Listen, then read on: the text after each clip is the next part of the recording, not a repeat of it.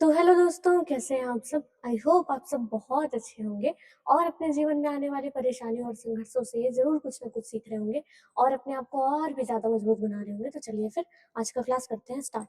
तो आज का क्लास ये मैराथन डे 2 वाली क्लास है। मैंने मेगा मैराथन स्टार्ट किया है ना। आपने मेरा पहला वाला वीडियो अगर नहीं देखा होगा तो वो वीडियो ज़रूर देखिए।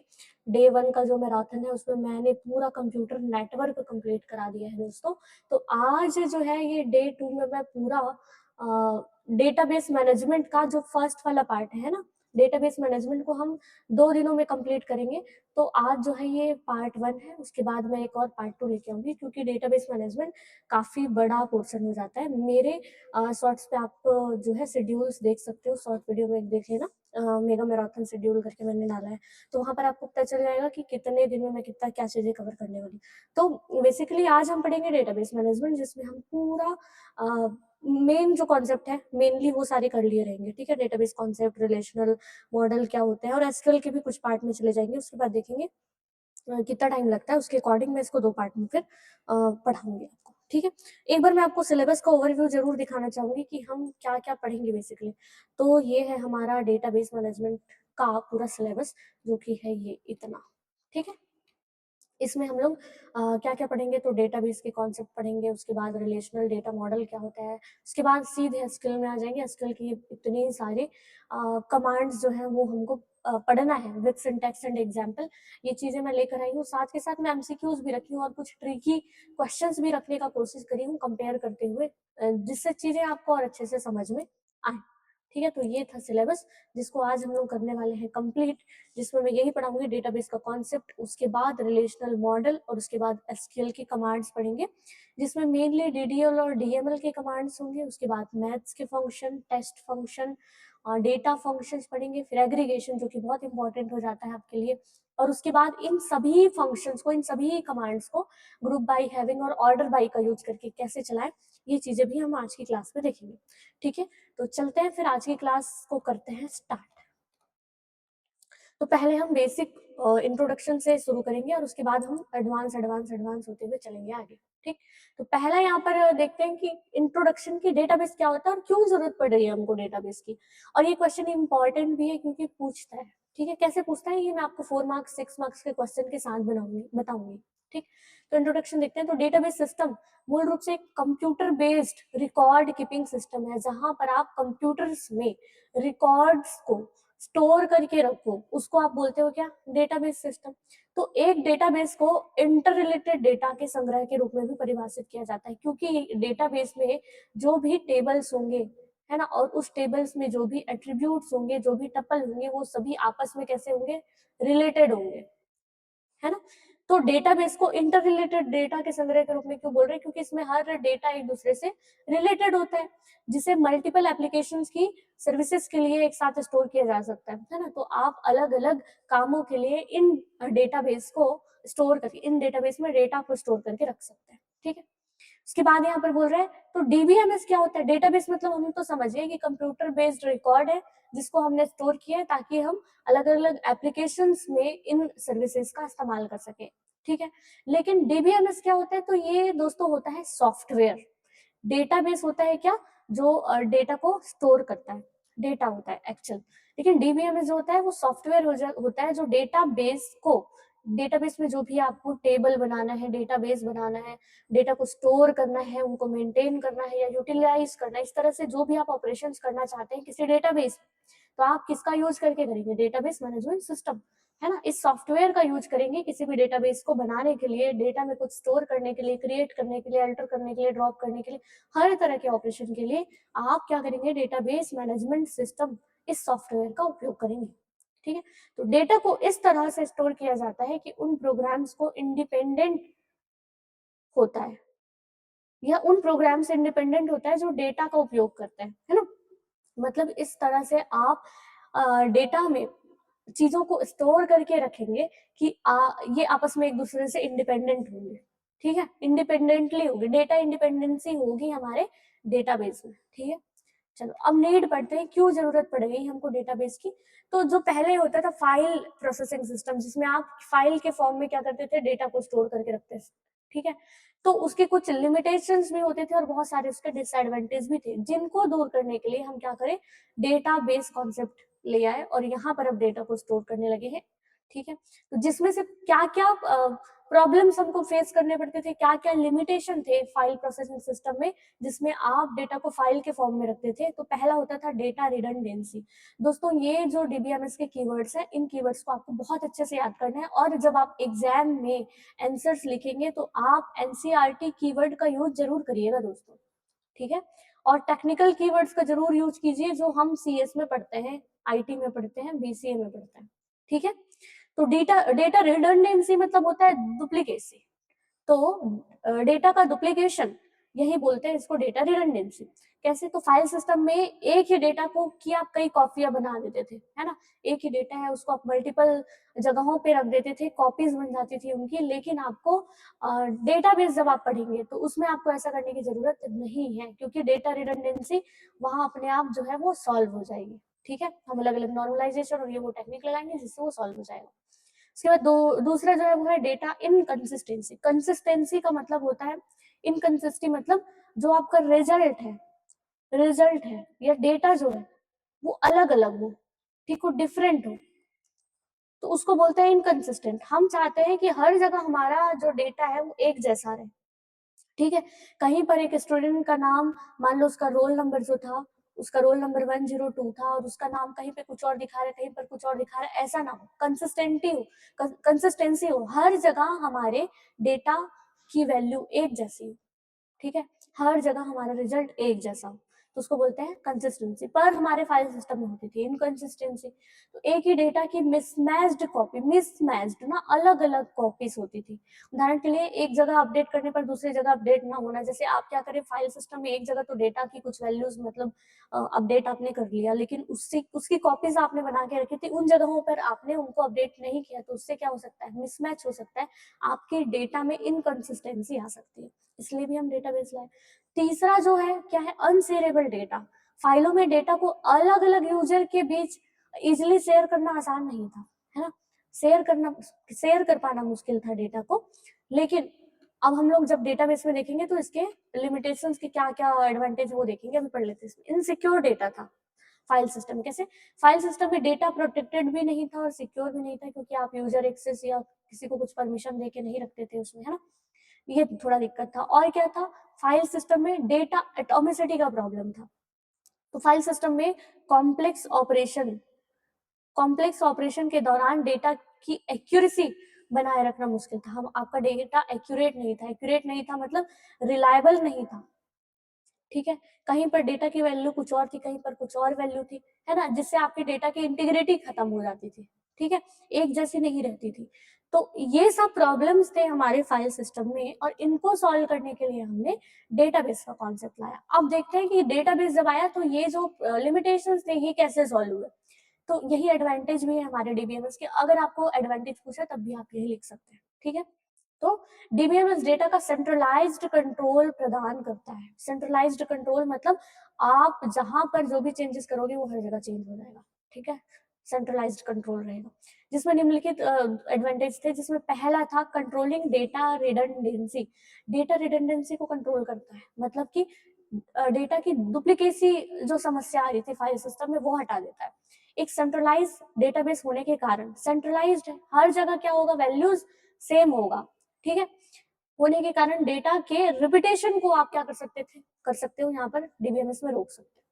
दूसरा जो इसका एडवांटेज है वो है डेटा की कंसिस्टेंसी। वहां इनकंसिस्टेंट था, मतलब जब रिडंडेंसी कम हो जाएगी, जैसे कि बोला कि आपका सिस्टम जो है डेटाबेस मैनेजमेंट सिस्टम, वो सेंट्रलाइज कंट्रोल प्रोवाइड करता है ना।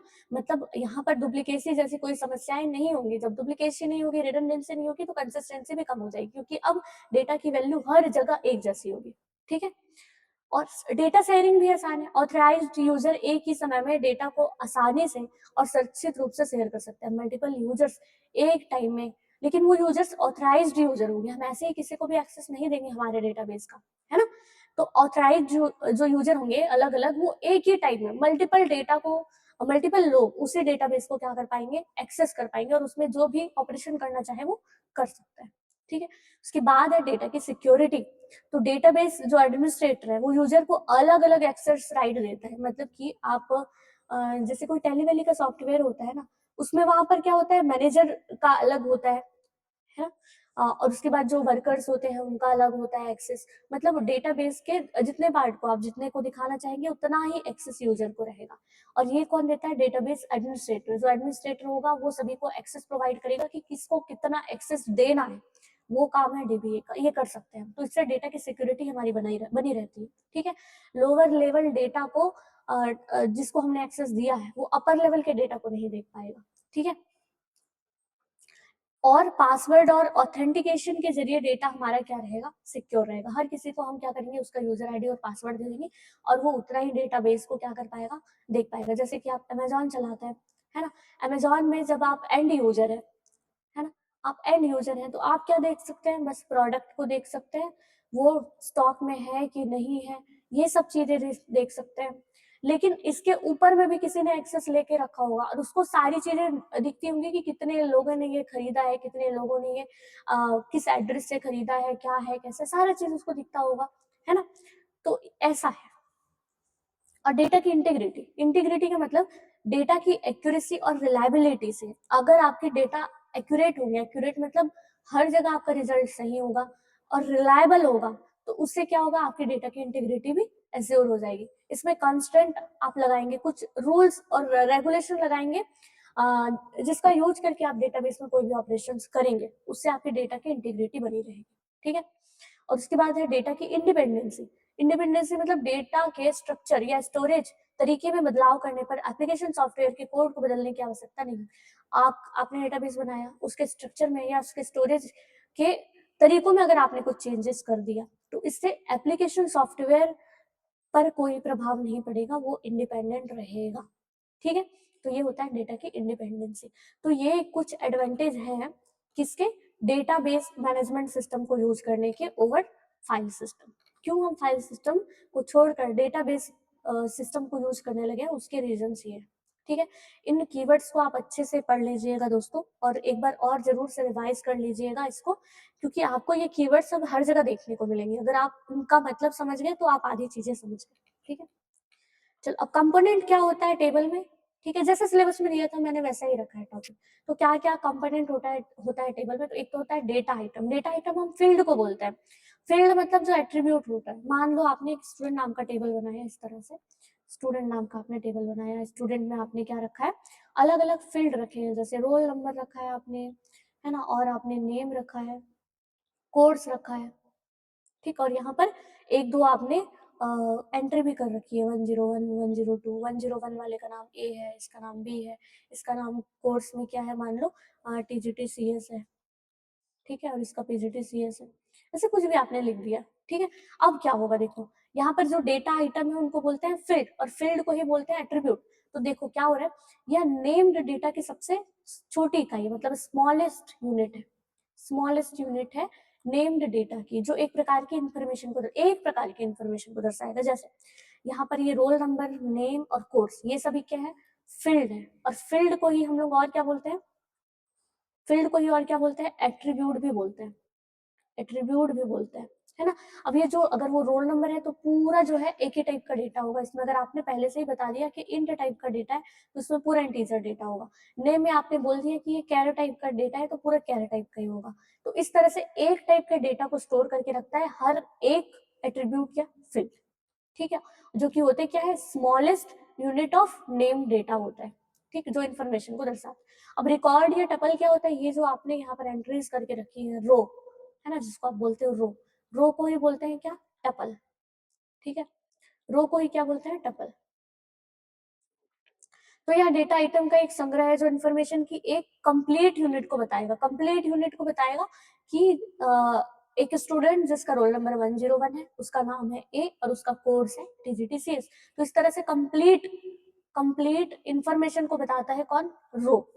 ठीक है, और स्मॉलेस्ट यूनिट होता है इंफॉर्मेशन का, वो होता है फील्ड। ये चीज में एमसीक्यू में आया है तो आप इसको याद रखना। ठीक है।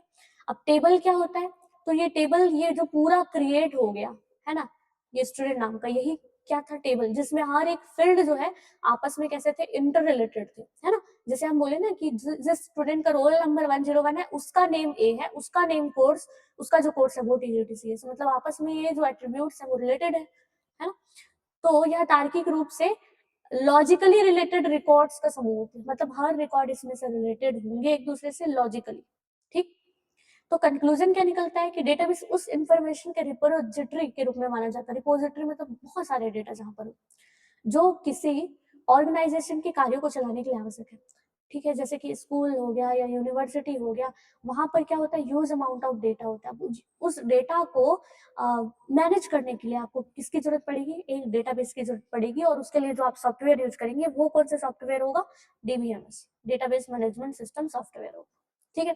तो इसका मुख्य उद्देश्य क्या है डेटाबेस का, कि डेटा का रिट्रीवल आसान बनाना, इजीली डेटा जो है वो रिट्रीव हो पाए। फाइल सिस्टम में आप क्या करते थे, पहले इंडेक्सिंग और ये और वो सारी चीजें करके रखते थे, लेकिन अगर आप डेटाबेस का यूज करेंगे तो आपको चीजें वापस एक्सेस करने में ज्यादा दिक्कत नहीं होगा, आप इजीली कोई भी चीज को एक्सेस कर पाएंगे। आप डेटा को स्टोर करके ही क्यों रखते हैं, ताकि आप फ्यूचर में उसका यूज करें, लेकिन आपको ढूंढने में ही इतना समय लग गया कि उतने में तो आप नया डेटा ही कलेक्ट कर लेते, तो फिर क्या मतलब, है ना। तो रिट्रीवल को आसान बना देता है, और ऑपरेशन के कंट्रोल के लिए निरंतर मॉडिफिकेशन की भी अनुमति देता है आपको। आप चाहे तो इन डेटाबेस में मॉडिफिकेशन भी कर सकते हैं, लेकिन कुछ कंस्ट्रेंट्स को फॉलो करते हुए, ठीक है।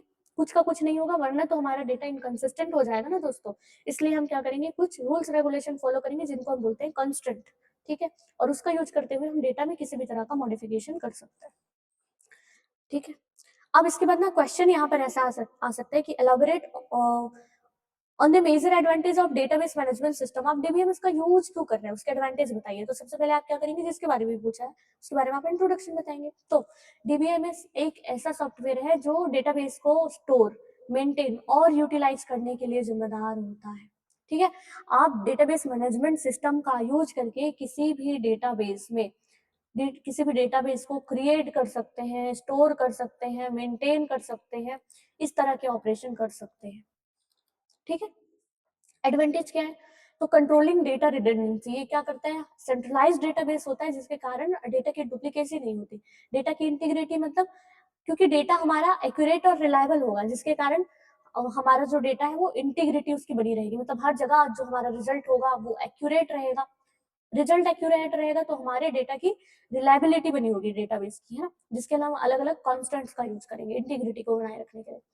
इंक्रीज्ड कंकरेंसी को इंक्रीज कर देता है, मतलब मल्टीपल यूजर्स जो है वो एक साथ डेटाबेस को एक्सेस कर पाएंगे, ठीक है, और वो भी बिना किसी लॉस के, तो इसको बोलते हैं कंकरेंसी, ठीक। और क्या होता है, बैकअप एंड रिकवरी, हार्डवेयर या सॉफ्टवेयर क्रैश हो गया मान लो आपके डेटाबेस का, तब उसको रिकवर करने की सुविधा जो है वो देता है हमारा डेटाबेस मैनेजमेंट सिस्टम। और डेटा एक्सेस को इजी बनाता है, SQL जैसी पावरफुल लैंग्वेज के माध्यम से आप डेटा को रिट्रीव कर सकते हैं बहुत ही आसानी से और फास्ट वे में रिट्रीव कर सकते हैं डेटा को, ठीक है। और क्या बोल रहे, डेटा की क्वालिटी को बरकरार रखता है, मतलब डेटा की सुसंगति और इंटीग्रिटी के कारण निर्णय लेने की सटीक रिपोर्ट्स मिलती है, मतलब कि यहाँ पर जो रिपोर्ट्स होते हैं, ठीक है, रिपोर्ट्स जो होते हैं वो एक्यूरेट रिपोर्ट्स होते हैं, ठीक है, एक्यूरेट रिपोर्ट्स आपको मिलता है, ठीक है, जिसके कारण आप जो भी डिसीजन लेना चाहते हैं वो डिसीजन ले सकते हैं और आगे अपने डेटाबेस पर ऑपरेशन कर सकते हैं, ठीक है। तो कंक्लूजन यही है कि डेटाबेस मैनेजमेंट सिस्टम डेटा को एक मूल्यवान रिसोर्सेज की तरह प्रबंधित करता है, मतलब वैल्यूएबल रिसोर्सेज की तरह मैनेज करता है, ठीक है। कुछ कुछ जगह बहुत ज्यादा हिंदी हो गया, पर मैं उसको इंग्लिश में आपको बताते चलूंगी। जो ऑर्गेनाइजेशन के मैनेजमेंट के में सहायक होता है ना, और इस तरह से किसी भी ऑर्गेनाइजेशन के डेटा को आप इजीली जो है मैनेज कर पाएंगे, ठीक है। इसलिए डेटाबेस मैनेजमेंट सिस्टम का अ, होना बहुत आवश्यक है ओवर फाइल सिस्टम, ठीक। चलो अब इससे रिलेटेड कुछ मैंने MCQ साथ के साथ रखे, ऊपर की चीजें समझ में आई होंगी तो आपके ये क्वेश्चन जरूर से मिल जाएंगे। पहला क्वेश्चन है, एक computer based record keeping system को मूल रूप से क्या बोलते हैं, computer based record keeping system, मतलब कि जहां पर आपने रिकॉर्ड्स को कंप्यूटर में रखा है वो कौन सा होता है, डेटाबेस।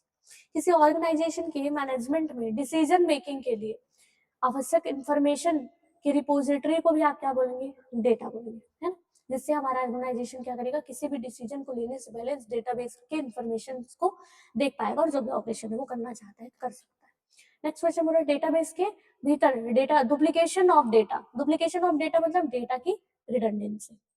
एक ही डेटा के मिसमैच्ड अगर प्रिंट है, मिसमैच्ड हो जा रहा है मतलब कहीं पर उस डेटा के लिए कुछ और वैल्यू है, मतलब मैं बताई ना जैसे कि एक स्टूडेंट है जिसका रोल नंबर 102 है, वहां पर उसका नाम अलग दिखा रहा है, कहीं और कुछ अलग दिखा रहा है। इस तरह से मिसमैच डेटा वैल्यूज होंगे, उसको हम लोग क्या बोलते हैं, इनकंसिस्टेंसी।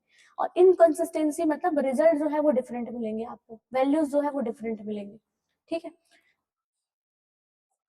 डेटाबेस मैनेजमेंट सिस्टम का वह फीचर क्या कहलाता है जिसमें डेटाबेस के स्ट्रक्चर को बदलने पर एप्लीकेशन प्रोग्राम को बदलने की आवश्यकता नहीं है। इसकी भी हम लोग बात किए थे कि अगर हम किसी डेटाबेस के स्ट्रक्चर में या उसके डिजाइनिंग में अगर कोई चेंजेस कर देते हैं तो उसका प्रभाव हमारे एप्लीकेशन पर नहीं पड़ेगा, तो उसी को हम लोग बोलते हैं इंडिपेंडेंसी, डेटा की इंडिपेंडेंसी। ठीक है। और नेम डेटा की सबसे स्मॉलेस्ट यूनिट कौन सा होता है, नेम्ड, जिसमें आप डेटा के नाम को बताते हैं, है ना, कि ये है मेरा रोल नंबर, ये है मेरा नाम, ये है मेरा कोर्स, इस तरह से बताते हैं। वो क्या होता है, वो होता है फील्ड। ठीक है, फील्ड, जिसको आप बोलते हैं डेटा आइटम। इंफॉर्मेशन को एक कंप्लीट यूनिट को रिप्रेजेंट करने के लिए जो डेटा आइटम्स का संग्रह होता है वो क्या होता है, कंप्लीट यूनिट, जहां पर बताएगा कि ये जो है रोल नंबर 102, इसका नाम ए है, इसने ये कोर्स लिया है। इस तरह से कंप्लीट यूनिट आप जब को आपको पता चल जाए इंफॉर्मेशन की, तब वही होता है क्या, टपल या रिकॉर्ड। और डेटा की एक्यूरेसी और रिलायबिलिटी को अगर आपने सुनिश्चित कर लिया, आपने एश्योर कर लिया कि आपका जो डेटा है वो एक्यूरेट है, आपका डेटा रिलायबल है, मतलब कि आपके डेटा में क्या है, इंटीग्रिटी बनी हुई है। ठीक है, डेटा की इंटीग्रिटी बन गई। एक ही समय पर कई मल्टीपल यूजर्स द्वारा बिना किसी रुकावट के डेटाबेस को एक्सेस करने की प्रक्रिया को क्या, मल्टीपल यूजर्स जब आपके डेटा को एक्सेस कर पाए तब उसी को बोलते हैं कंकरेंसी। ठीक है, कंकरेंसी। ये कीवर्ड्स आपको याद रखने पड़ेंगे, इसका कोई इलाज नहीं है, आपको बस याद रखना पड़ेगा। और मुझे लगता है कि आपने डेटाबेस मैनेजमेंट सिस्टम जरूर पढ़ा होगा, क्योंकि आप सभी या तो बीएससी सीएस वाले होंगे, या तो आईटी वाले होंगे, या बीसीए वाले होंगे, है ना, और इसके ऊपर पीजी वाले होंगे, है ना, इन्हीं में से ही होंगे। तो मुझे लगता है आपने सभी ने डीबीएमएस पढ़ा है और इन कीवर्ड्स को भी आप जानते हैं, इनके बारे में वाकिफ है। तो डेटाबेस और डीबीएमएस के कॉम्बिनेशन को क्या बोलते हैं, दोनों, डेटाबेस मैनेजमेंट सिस्टम और डेटाबेस, इसके कॉम्बिनेशन को ही आप क्या बोलते हैं, डेटाबेस। ठीक है। चलो अब टर्म्स और उनके मीनिंग मैंने यहाँ पर इस तरह से कुछ शॉर्ट नोट्स में रखे हैं। रिडंडेंसी का मतलब होता है डुप्लीकेट्स। ठीक है। और इनकंसिस्टेंट का मतलब होता है कि मिसमैच कॉपीड होते हैं डेटा के, अलग अलग जगह अलग अलग कॉपी। इंटीग्रिटी मतलब जहां पर एक्यूरेसी और रिलायबिलिटी होगी आपकी डेटा की, वहां पर आपका डेटा इंटीग्रेटेड रहे। इंडिपेंडेंसी मतलब होता है कि जब आप क्या करें, डेटा और प्रोग्राम दोनों सेपरेट होंगे, अगर डेटा को आप चेंज करेंगे, उसके स्ट्रक्चर को चेंज करेंगे तो उसके एप्लीकेशन में कोई प्रभाव नहीं पड़ेगा, इसको बोलते हैं इंडिपेंडेंसी। ठीक है। अब यहाँ पर हम लोग नेक्स्ट टॉपिक में आ जाते हैं, रिलेशनल डेटा मॉडल। ठीक है। रिलेशनल डेटा मॉडल क्या होता है, रिलेशनल मॉडल, इसके बारे में पहले पढ़ते हैं, फिर उसके बाद आगे आगे बढ़ेंगे। तो रिलेशनल मॉडल को आईबीएम, ये जो कंपनी है, इसके ईएफ कोड ने डेवलप किया था। इस तरह से क्वेश्चन में भी आए, मुझे पता नहीं, मैंने रख दिया बस। इस मॉडल में डेटा को टेबल्स में रखा जाता है। ठीक है। रिलेशन का मतलब, आप अगर आपको ये वर्ड देखिए डीबीएमएस में रिलेशन, तो आप समझिए वो किसके बारे में बात करें दोस्तों, टेबल के बारे में बात करें। ठीक है। जिन्हें टेक्निकली रिलेशंस भी बोलते हैं, किनको, टेबल्स को ही रिलेशन बोलते हैं, ये वर्ड याद रखिए बस। आप रिलेशनल मॉडल में जब भी वर्ड यूज हो रिलेशन, मतलब वो किसकी बात कर रहा है, टेबल की बात कर रहा है। और टेबल में क्या क्या चीजें होती है, तो मैंने ऊपर में आपको स्टूडेंट टेबल में बताया था कि उसमें होता है रो और कॉलम, जिसमें हम क्या करते हैं, पूरे डेटा को ऑर्गेनाइज करके रखते हैं रो और कॉलम के फॉर्म में। ठीक है। अब टर्मिनोलॉजीज क्या क्या होती है रिलेशनल मॉडल में, तो पहला होता है रिलेशन, जिसको आप बोलते हैं टेबल। तो रिलेशन एक टेबल है जिसमें रोज और कॉलम में होती है हमारी डेटा। एक रिलेशन के सभी जो रो होंगे वो डिस्टिंक्ट होंगे, अलग अलग रो होंगे। जैसे कि आप क्या कर दिए, स्टूडेंट नाम का ही वही टेबल चलेगा अब हमारा। ठीक है। इसमें आपने क्या किया था, एक रोल नंबर रखा था, एक रखा था नेम, और एक रखा था कोर्स।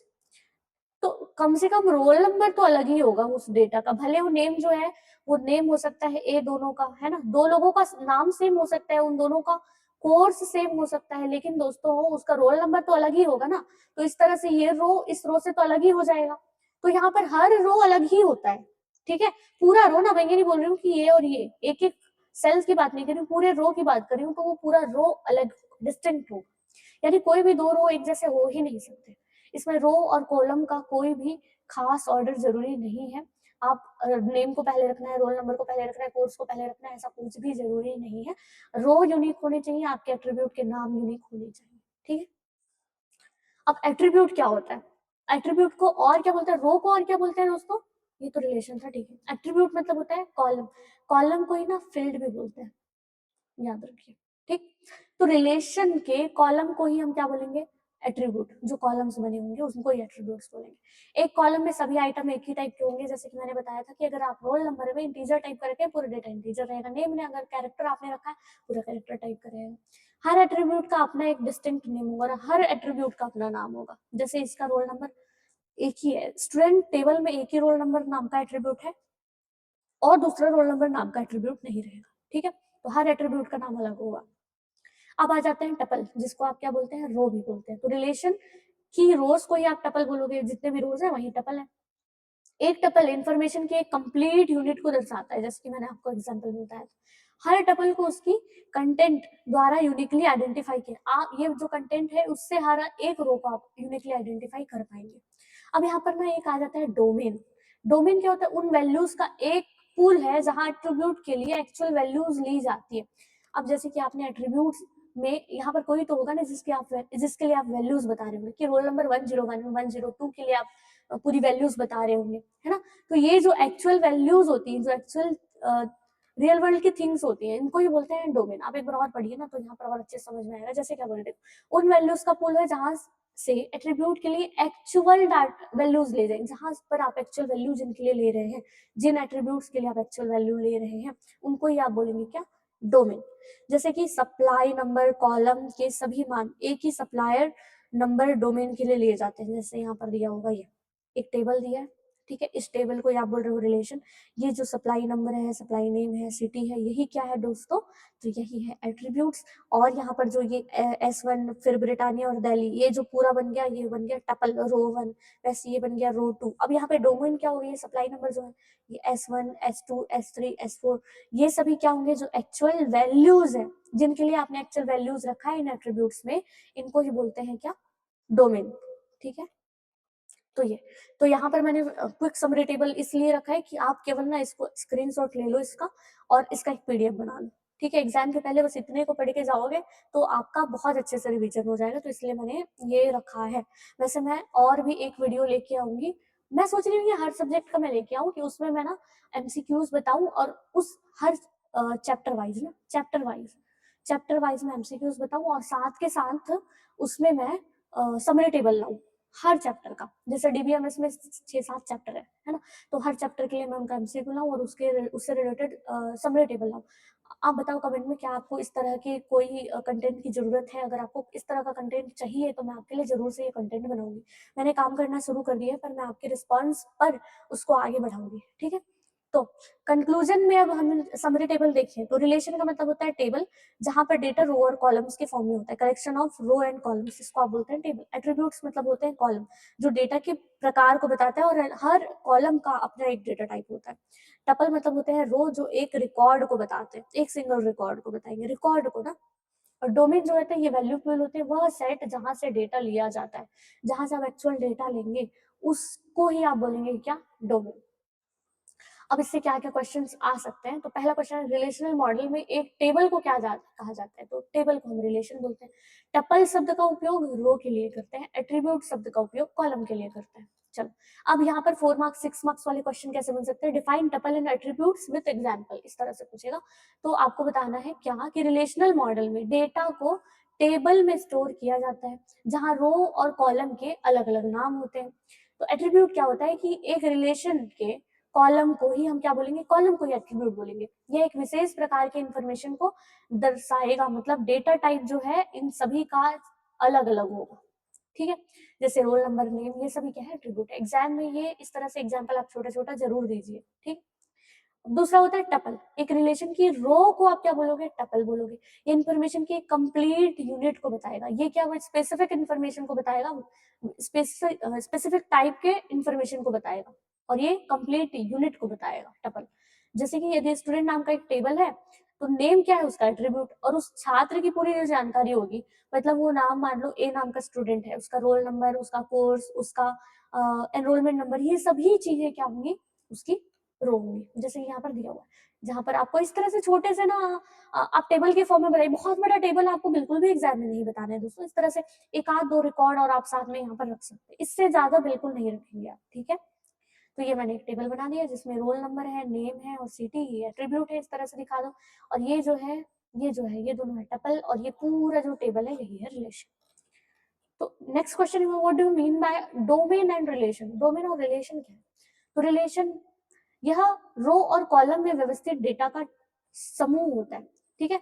जहां पर आप डेटा को रो और कॉलम के फॉर्म में रखोगे उसी को आप क्या बोलोगे? रिलेशन या टेबल।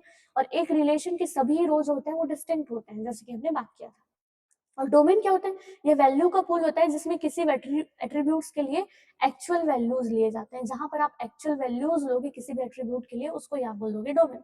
कॉन्सेप्ट के लिए जैसे कि उदाहरण यहाँ पर है कि सप्लाई नंबर कॉलम के लिए डोमेन सभी सप्लायर नंबर का सेट होगा। जैसे कि हम ऊपर भी देखे तो सप्लायर नंबर कॉलम दिया है, तो उसमें जितने भी आप S1 S2 S3 इस तरह से सप्लायर नंबर रखेंगे वही सब क्या है? डोमेन होंगे। एटॉमिक डोमेन का मतलब क्या होता है कि जब डोमेन को एटॉमिक तब कहा जाता है जब उनके जो वैल्यूज है वो इंडिविजिबल, मतलब उनके वैल्यूज को अगर आप डिवाइड और नहीं कर पा रहे हो और डिवाइड नहीं हो पा रहा है तभी वो होगा क्या? Atomic domain. ठीक है। तो अब इसके बाद ना ये बहुत इंपॉर्टेंट हो जाता है, इसमें से एमसीक्यू क्वेश्चंस बनने के चांसेस ज्यादा होते हैं। ठीक है। तो या फिर ना इसमें न्यूमेरिकल क्वेश्चन भी बन सकता है दोस्तों। तो आप इन क्वेश्चंस को जरूर से करके जाइएगा। ठीक है। डिग्री और कार्डिनलिटी ऑफ ए रिलेशन ये क्या होता है ये पूछता है। ठीक, क्या होता है पढ़ते हैं। तो रिलेशनल मॉडल में एक टेबल के अंदर मौजूद एट्रीब्यूट्स और टपल की संख्या को गिनने के लिए कुछ टेक्निकल वर्ड्स का आप यूज करिए। किसको गिनना है आपको? कितने कॉलम है, कितने रोज है, इनको काउंट करने के लिए आपने कुछ टेक्निकल वर्ड्स यहाँ पर इस्तेमाल किए हैं जो है डिग्री और कार्डिनलिटी। तो डिग्री जो है वो टेबल की विड्थ को बताएगा। विड्थ मतलब समझ रहे हैं दोस्तों? विड्थ मतलब की होता है चौड़ाई। चौड़ाई मतलब कि यहाँ पर एट्रीब्यूट्स को बताएगा कि नंबर ऑफ एट्रीब्यूट्स कितने हैं, ये किस कौन बताता है? डिग्री बताता है। और कार्डिनलिटी क्या बताएगा? ये रिकॉर्ड्स की संख्या को बताएगा, मतलब कि रोज कितने हैं, रोज को बताएगा कौन? कार्डिनलिटी। ठीक है। तो अब देखो डिग्री क्या होता है। तो एक रिलेशन में मौजूद जितने भी एट्रीब्यूट्स होते हैं, एट्रीब्यूट्स उनकी संख्या को हम बोलते हैं डिग्री। जैसे एग्जाम्पल में देखो, यहाँ पर मान लो सप्लायर नाम का एक टेबल है। अब इसमें से क्या क्या एट्रीब्यूट दिया? Supply number, supply name, status और सिटी। ये चार अलग अलग एट्रीब्यूट दिए हैं। हाँ, तो इस डिग्री क्या हो गई? इस सप्लायर की, सप्लायर नाम की टेबल की डिग्री क्या हो जाएगी? तो इसकी डिग्री हो जाएगी 4। बस। कार्डिनलिटी मतलब एक रिलेशन में मौजूद जितने भी टपल की संख्या उसको आप कार्डिनलिटी बोलोगे। यदि सप्लायर टेबल में 5 अलग अलग आपने सप्लायर्स के रो रख दिए इस तरह से, ठीक है, item number, item name, price था, तो ये 3 थे एट्रीब्यूट, तो 3 एट्रीब्यूट है मतलब डिग्री 3 हो जाएगा। अब यहाँ पर कितने रो हैं? 1 2 और 3, 3 रोज हैं तो इसकी कार्डिनलिटी क्या हो जाएगी? 3 हो जाएगी। ठीक है। तो जैसे जैसे आप नया नया रिकॉर्ड जोड़ते जाओगे ना टेबल में, वैसे वैसे आपकी कार्डिनलिटी जो है वो बदलती जाएगी। लेकिन जो आपका डिग्री है ना वो फिक्स्ड होता है। ये चीज आपको याद रखना है डिफरेंस में, कि डिग्री जो होगा वो फिक्स होगा, क्योंकि आप टेबल जब भी बनाते हैं ना तो एट्रीब्यूट जो रहते हैं वो कॉमन रहते हैं, लेकिन उसमें जो आइटम्स जो होते हैं, जो रोज होते हैं, वो क्या होते हैं? और रिकॉर्ड्स होते हैं वो आप ऐड करते जाते हैं, है ना। तो ऐड करते जाते हैं, इसलिए कार्डिनलिटी क्या होगा? कार्डिनलिटी क्या होगा? डायनेमिक होगा, ये चेंज होता रहेगा, है ना, जैसे जैसे आप नया नया रिकॉर्ड डालोगे वैसे। लेकिन डिग्री जो है वो ज्यादातर फिक्स रहता है। इस तरह से आपको एग्जाम में जरूर से एक टेबल के फॉर्म में तो बताना ही बताना है। आपको एग्जाम्पल जरूर लिखना है। मैंने आपको फॉर्मेट भी बताया, आप मेरी कंप्यूटर नेटवर्क या जितनी भी क्लासेस मैंने ली है उन सभी क्लासेस में देखिए मैंने बताया कैसे लिखना है आपको एग्जाम में। तो सबसे पहले आपको लिखना है जो भी पूछ रहा है उसके बारे में इंट्रोडक्शन बताओ। उसके बाद रहेगा जो भी मेन चीज जो पूछा है, मान लो फंक्शनैलिटी पूछा है, डिफरेंस पूछा है, जो भी चीज पूछा है वो। उसके बाद उससे रिलेटेड एग्जाम्पल या फिर डायग्राम या फिर फ्लो चार्ट, अगर फ्लो चार्ट बन रहे हैं तो, या फिर टेबल, जो भी बन रहा है वो जरूर से बताओ। उसके बाद हो सके तो कंक्लूजन बताना। ठीक है। लेकिन आप जो है एकदम पॉइंट टू पॉइंट लिखना दोस्तों, बहुत ज्यादा आपको लिखने की जरूरत नहीं है, बस आपको मेन चीजें पता होना चाहिए, है ना। पॉइंट टू पॉइंट लिखने की कोशिश करना, आपका बस टाइम ज्यादा नहीं रहेगा एक क्वेश्चन को सॉल्व करने के लिए। हार्डली आपके पास 8 मिनट रहेंगे, 8 मिनट में आपको सॉल्व करना है, मतलब लिखना है सोल्यूशन। ठीक है। तो यहाँ पर वही एक्सप्लेन करने बोला है कि degree and cardinality of relation आपको बताना है डायग्राम का यूज करके। ठीक है। तो इस तरह से आप बता सकते हैं। क्वेश्चन कैसे पूछेगा इसलिए मैंने बताया। डिफरेंस बिटवीन बेस टेबल और एंड व्यू, इसमें पूछ सकता है। एक अच्छा क्वेश्चन एनसीईआरटी के बुक में दिया था। ये जो मैं बुक ले रही हूँ वो एनसीईआरटी का जो बुक था उसी से ये सारे कंटेंट आपको मिलेंगे। आप जैसे अगर एनसीईआरटी का डीबीएमएस का बुक पढ़े होंगे आपको बहुत सारी चीजें, बहुत सारे वर्ड्स, एग्जाम्पल इवन आपको लगा होगा सिमिलर है, ठीक है। तो बेस टेबल मतलब यह वह टेबल है जिसमें एक्चुअल डेटा फिजिकली स्टोर्ड रहता है। जहां पर आप क्या करें, एक्चुअल डेटा को आपने स्टोर करके रखा है फिजिकली, है ना, वही होता है बेस टेबल।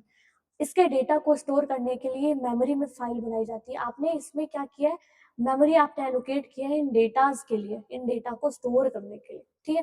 लेकिन व्यू क्या होता है, ये वर्चुअल टेबल होता है। वर्चुअल मतलब केवल आप कुछ टेबल्स को मिलाकर कुछ रिकॉर्ड को एक साथ देखना चाहते थे, बस देखना चाहते थे, ठीक है। बेस टेबल के कुछ टेबल को मिलाकर आप कुछ रिकॉर्ड्स देखना चाहते थे तो उसके लिए आपने व्यूज बना दिए। तो वर्चुअल टेबल है जो एक या एक से अधिक बेस टेबल से प्राप्त होता है, उससे डिराइव्ड होता है। इसका अपना कोई डेटा नहीं होगा, इसको आप कट कर देंगे, कुछ चेंजेस कर देंगे तब भी वो बेस टेबल में चेंज नहीं होगा, ठीक है। तो कोई रिकॉर्ड नहीं होता, इसकी कोई डेफिनेशन स्टोर नहीं होती है। जब भी आप व्यूज को एक्सेस करते हैं तो बेस टेबल को ये क्या है, हाँ, जो भी करंट डेटा रहेगा, फ्रेश डेटा लिख दिया, करंट डेटा को क्या करेगा, ये फैच करता है। बहुत ज्यादा इंग्लिश यहाँ पर हो गया है, मैं आपको जरूर से इस तरह से इंग्लिश बता दूंगी, ठीक है। तो करंट टेबल में, करंट बेस टेबल में जो भी डेटा है उनको फैच करके केवल आपको व्यू दिखाता है, ठीक है। तो इम्पोर्टेंट ये है कि व्यू का उपयोग सुरक्षा के लिए किया जाता है। मतलब कि आपको मान लो केवल बस देखना है कुछ चीजें और मॉडिफिकेशन वगैरह करना है, लेकिन आप चाहते हैं कि उसका कोई भी ऑपरेशन जो है वो बेस टेबल को इफेक्ट ना करे, तो बस आप व्यू बना सकते हैं अलग अलग, ठीक है। ताकि यूजर को केवल आवश्यक जानकारी पूरे टेबल से देखनी पड़े, पूरा टेबल नहीं देखना, केवल कुछ आवश्यक जानकारी देखना है, व्यू बना लो, ठीक। अब अगर आपको ऊपर की चीजें समझ में आई होंगी तो आप अपने नॉलेज को करो टेस्ट और देखो क्या चीजें आपको समझ आई, क्या अभी भी जो है आपको जो समझ नहीं आया। तो रिलेशनल मॉडल में एक एट्रीब्यूट की कुल संख्या, एट्रीब्यूट की कुल संख्या मतलब होता है क्या, डिग्री, ठीक है, डिग्री। तो यहाँ पर क्या दिया है, कार्डिनलिटी डिग्री, ठीक। यदि किसी रिलेशन में 15 रो है 15 और 4 है कॉलम, तो उसकी कार्डिनलिटी क्या होगी। कार्डिनलिटी मतलब हमने बात किया है कि होता है ये रो, है ना। तो यहाँ पर 15 रो है मतलब कार्डिनलिटी 15 हो जाएगा। एन एट्रीब्यूट वाले रिलेशन को क्या कहा जाएगा, तो एन एरे बोलेंगे। जितने एट्रीब्यूट होंगे उतना ही यहाँ पर वो क्या हो जाएगा, उस तरह का रिलेशन हो जाएगा, है ना। ऊपर में मैंने बताया था एक एट्रीब्यूट है तो यूनिरी, दो एट्रीब्यूट है तो बाइनरी, तीन है तो टर्नरी और उससे ज्यादा है तो उसको एन एरे एट्रीब्यूट्स बोलेंगे, एन एरे रिलेशन बोलेंगे। तो रिलेशन में मौजूद टपल की संख्या, टपल की कुल संख्या को जो बताता है वही होता है कार्डिनलिटी। तो अगर वो बाइनरी रिलेशन है तो उसकी डिग्री होगी 2, टर्नरी है तो 3। चलो दोस्तों मेरे चैनल को जरूर से सब्सक्राइब करो और है ना भी इस वीडियो को अपने दोस्तों के साथ शेयर करो और आज की वीडियो को जरूर से लाइक करो। उसके बाद अब यहाँ पर हम लोग आ जाते हैं रिलेशनल मॉडल में कीज क्या होते हैं। दोस्तों कीज जो है ये बहुत इंपॉर्टेंट टॉपिक है आपके लिए, मोस्ट इंपॉर्टेंट टॉपिक बन जाता है कीज, क्योंकि रिलेशनल मॉडल में अगर आपको काम करना है तो उसके लिए आपको सभी कीज की जानकारी होना जरूरी है, ठीक है। तो कीज बहुत जरूरी है। क्या होते हैं कीज, तो रिलेशनल मॉडल्स में कीज का उपयोग टपल को स्पेसिफिक मतलब स्पेस यूनिकली आइडेंटिफाई करने के लिए, टेबल्स के बीच रिलेशन एस्टेब्लिश करने के लिए किया जाता है। मतलब कीज का उपयोग किसी भी टपल को यूनिकली आइडेंटिफाई करने के लिए आप करेंगे। और क्या करेगा, ये टेबल के बीच के रिलेशन को एस्टेब्लिश करने में हेल्प करता है, कौन, कीज, ठीक है। क्योंकि देखिए अगर आपके ऑर्गेनाइजेशन का आप बना रहे हैं डेटाबेस, तो वहां पर बहुत सारे अलग अलग क्या होंगे, टेबल होंगे, और उन टेबल्स की जरूरत आपको एक साथ पड़ेगी। जैसे कि अगर आपको स्टूडेंट का फीस देखना है कि उसने कितना फी जो है वो पे किया है नहीं किया है, तो पहले तो आप स्टूडेंट टेबल से उसका स्टूडेंट का इन्फॉर्मेशन निकालेंगे, उसके बाद फिर फीस वाला या फिर जहाँ पर फाइनेंस वाला कुछ और डिपार्टमेंट का टेबल होगा उस टेबल से मैच करेंगे स्टूडेंट के रोल नंबर को या गवर्नमेंट आईडी को या रिसिप्ट नंबर को, तभी आपको पता चलेगा। मतलब कि किसी भी डेटा को एक्सेस करने के लिए आपको डिफरेंट डिफरेंट टेबल की जरूरत पड़ती ही पड़ती है, तब कहीं जाकर आपको एक इन्फॉर्मेशन मिलता है, ठीक है ना। तो आपको रिलेशन तो पहले टेबल्स में रखना ही पड़ेगा, ठीक है। तो वही बोल रहे हैं कि जब भी आपको अलग-अलग टेबल्स में रिलेशन एस्टेब्लिश करना होता है ना, तब आप किसका यूज़ करते हैं, कीज़ का। या फिर जब आपको टपल को यूनिकली आइडेंटिफाई करना है, जो कि हम लोग यही सिलेबस मतलब डेफिनेशन पढ़ते आए हैं जब से हम ये डीबीएमएस पढ़ते हैं, कि कीज़ क्या होते हैं जो हमारे टपल्स को यूनिकली आइडेंटिफाई करवाते हैं, वही होते हैं कीज़, ठीक है? तो डेटाबेस के दृष्टिकोण से रोज है ये रोज के बीच का अंतर उनके एट्रीब्यूट्स के संदर्भ संदर्भ में व्यक्त किया जाना चाहिए, ठीक है? रोज में जो डिफरेंस है वो उनके एट्रीब्यूट्स के बिहाफ पे होने चाहिए, ठीक है? यही बोल रहे हैं, अलग अलग एट्रीब्यूट के लिए अलग अलग रोज। चलो, अब यहाँ पर हम लोग एक एक की को पढ़ते हैं डिटेल्ड में। मैं आपको एग्जाम्पल के साथ पढ़ूंगी, ठीक है? तो अगर आपको पहले की समझ में नहीं आता, आपको थोड़ा कंफ्यूजन हो जाता था कि भाई ये कैंडिडेट और प्राइमरी की में क्या डिफरेंस है, और ज्यादातर जिसमें होता है ना वो प्राइमरी की और अल्टरनेट की में क्या डिफरेंस है, ये सब चीजें अगर आपको नहीं समझ आ रही थी होंगी, आपको बहुत अच्छे से समझ आ जाएंगी। बस आप पढ़िए, ठीक है? सुनते रहिए मेरी बातों को। तो एक रिलेशन के भीतर वे सभी एट्रीब्यूट कॉम्बिनेशंस जो प्राइमरी की के रूप में कार्य कर सकते हैं उनको कैंडिडेट की बोलते हैं। अब प्राइमरी की के रूप में काम कर सकते हैं मतलब कि ऐसा कोई की, ऐसा की जो आपके पूरे टपल को या टेबल को यूनिकली आइडेंटिफाई कर दे, ठीक है? वही कीज जो होती हैं वो होती है क्या, प्राइमरी की, ठीक है? तो यहाँ पर मैं पहले प्राइमरी की बता देती हूँ, एक दूसरे को रिलेट करते हुए बताती हूँ। देखो, एक या अधिक एट्रीब्यूट का वह सेट जो रिलेशन के भीतर टप्पल को यूनिकली आइडेंटिफाई कर देगा। अब जरूरी नहीं है कि एक टेबल में केवल एक एट्रीब्यूट को बना दिए वही आपका प्राइमरी की है, नहीं। जैसे कि आप यहाँ पर क्या कर सकते हैं, कई बार क्या होता है ना, आपको दो कीज का यूज करके एक प्राइमरी की बनाना पड़ता है। जैसे स्टूडेंट का ही आप एक टेबल बना लो, मान लो।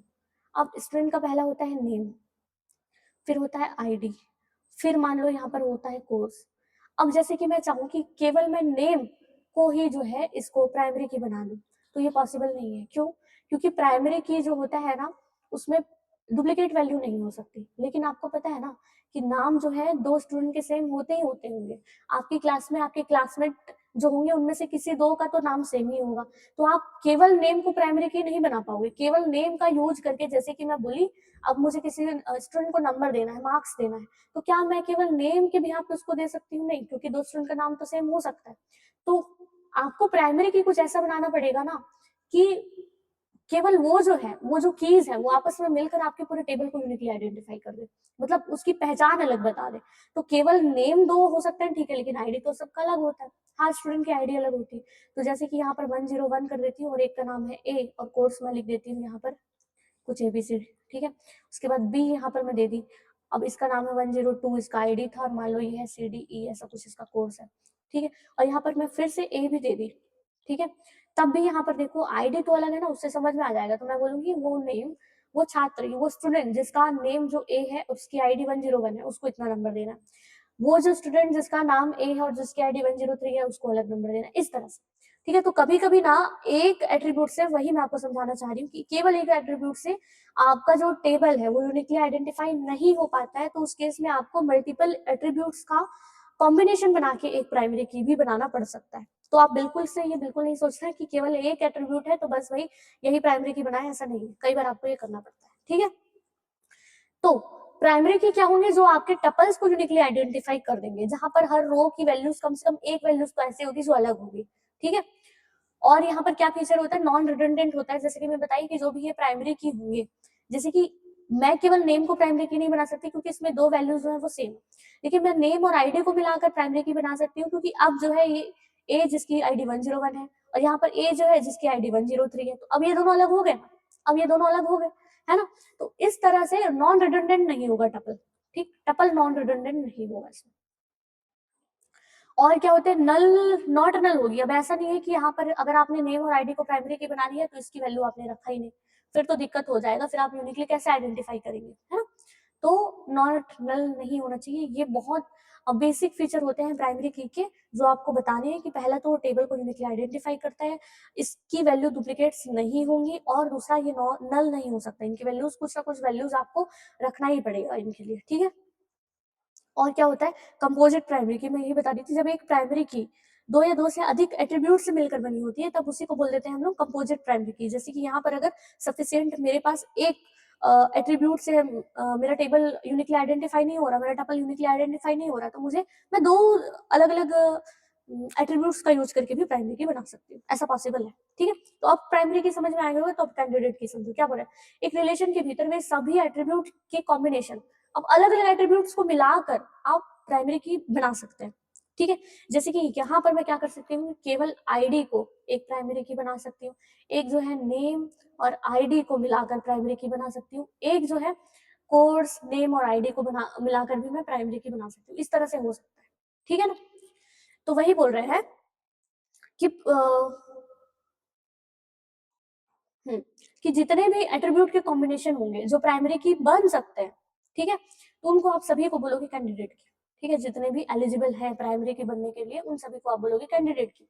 ये प्राइमरी की के पद के लिए कैंडिडेट होते हैं, है ना, मतलब वो सभी उम्मीदवार हैं, वो सभी कैंडिडेट है जो प्राइमरी की बन सकते हैं।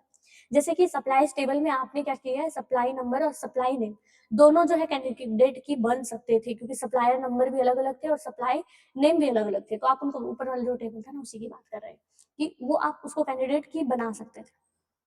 ठीक है, क्योंकि दोनों ही यूनिक वैल्यूज को कंटेन करके रख रही थी। लेकिन आप सभी को नहीं बना सकते कैंडिडेट की। आपको एक और प्रॉपर्टी बताऊं कि प्राइमरी की हर टेबल का केवल एक ही होता है, सिंगल प्राइमरी की होता है। ये भी एमसीक्यू में पूछा जाता है। ठीक है, बहुत सारे कॉन्सेप्ट मैंने यहाँ नहीं लिखे, वो भी मुझे याद आ रहा है, मैं आपको बताते चल रही हूँ दोस्तों। ठीक है, तो एक टेबल के लिए एक ही सिंगल प्राइमरी की हो सकता है। कैंडिडेट की बहुत सारे हो सकते हैं जो प्राइमरी की बन सकते हैं, लेकिन उनमें से केवल आप एक को चुन दोगे कि भाई मैं इसको प्राइमरी की मान के चल रही हूँ। तो आप चल रही हूँ बोल दिए, मतलब वही प्राइमरी की है, लेकिन वो सिंगल होगा। ठीक है, अब इसके बाद एक को तो आपने चुन लिया, अब जो बच गया वो सभी क्या हो जाते हैं, अल्टरनेट की हो जाते हैं। ठीक है, तो वह कैंडिडेट की जिसे प्राइमरी के रूप में नहीं चुना गया, ठीक है, उसको आप अल्टरनेट की बोलेंगे। जैसे कि सप्लाई नाम का जो टेबल था उसमें दो एलिजिबल कैंडिडेट थे, मतलब जो प्राइमरी की बन सकते थे एट्रीब्यूट। ठीक है, पहला सप्लाई नंबर था और दूसरा सप्लाई नेम था। इसमें से मान लो अगर आप क्या कर देते, किसी एक को सप्लाई नंबर को मान लो प्राइमरी की अगर चुन लेते, तो जो सप्लाई नेम है वही क्या बन जाता, अल्टरनेट की। ठीक है, सप्लाई नेम क्या बन जाता, अल्टरनेट की। ठीक है, तो अब मुझे लगता है दोस्तों कि ये तीनों की बातें आपको समझ में आ गई होंगी। ठीक है, तो कैंडिडेट की मतलब वो सभी एलिजिबल एट्रीब्यूट्स या कॉम्बिनेशन ऑफ एट्रीब्यूट जो प्राइमरी की बन सकते हैं उनको बोलते हैं हम कैंडिडेट की। ठीक है, और प्राइमरी की क्या होता है कि ऐसी वैल्यू जो हमारे टपल को यूनिकली आइडेंटिफाई कर दे, ऐसे एट्रीब्यूट या एट्रीब्यूट कॉम्बिनेशन जो हमारे टपल को यूनिकली आइडेंटिफाई कर दे, उसको बोलते हैं हम लोग प्राइमरी की। लेकिन प्राइमरी की वैल्यूज डुप्लीकेट नहीं हो सकती और उसकी वैल्यू कभी नल नहीं होगी। और हो सकता है कि केवल एक एट्रीब्यूट से काम ना चले, तो आप मल्टीपल एट्रीब्यूट्स का यूज करके एक प्राइमरी की बनाए, जिसको आप बोलोगे कंपोजिट एट्रीब्यूट्स, कंपोजिट प्राइमरी की। और उसके साथ के साथ प्राइमरी की आपके टेबल में केवल एक होगा।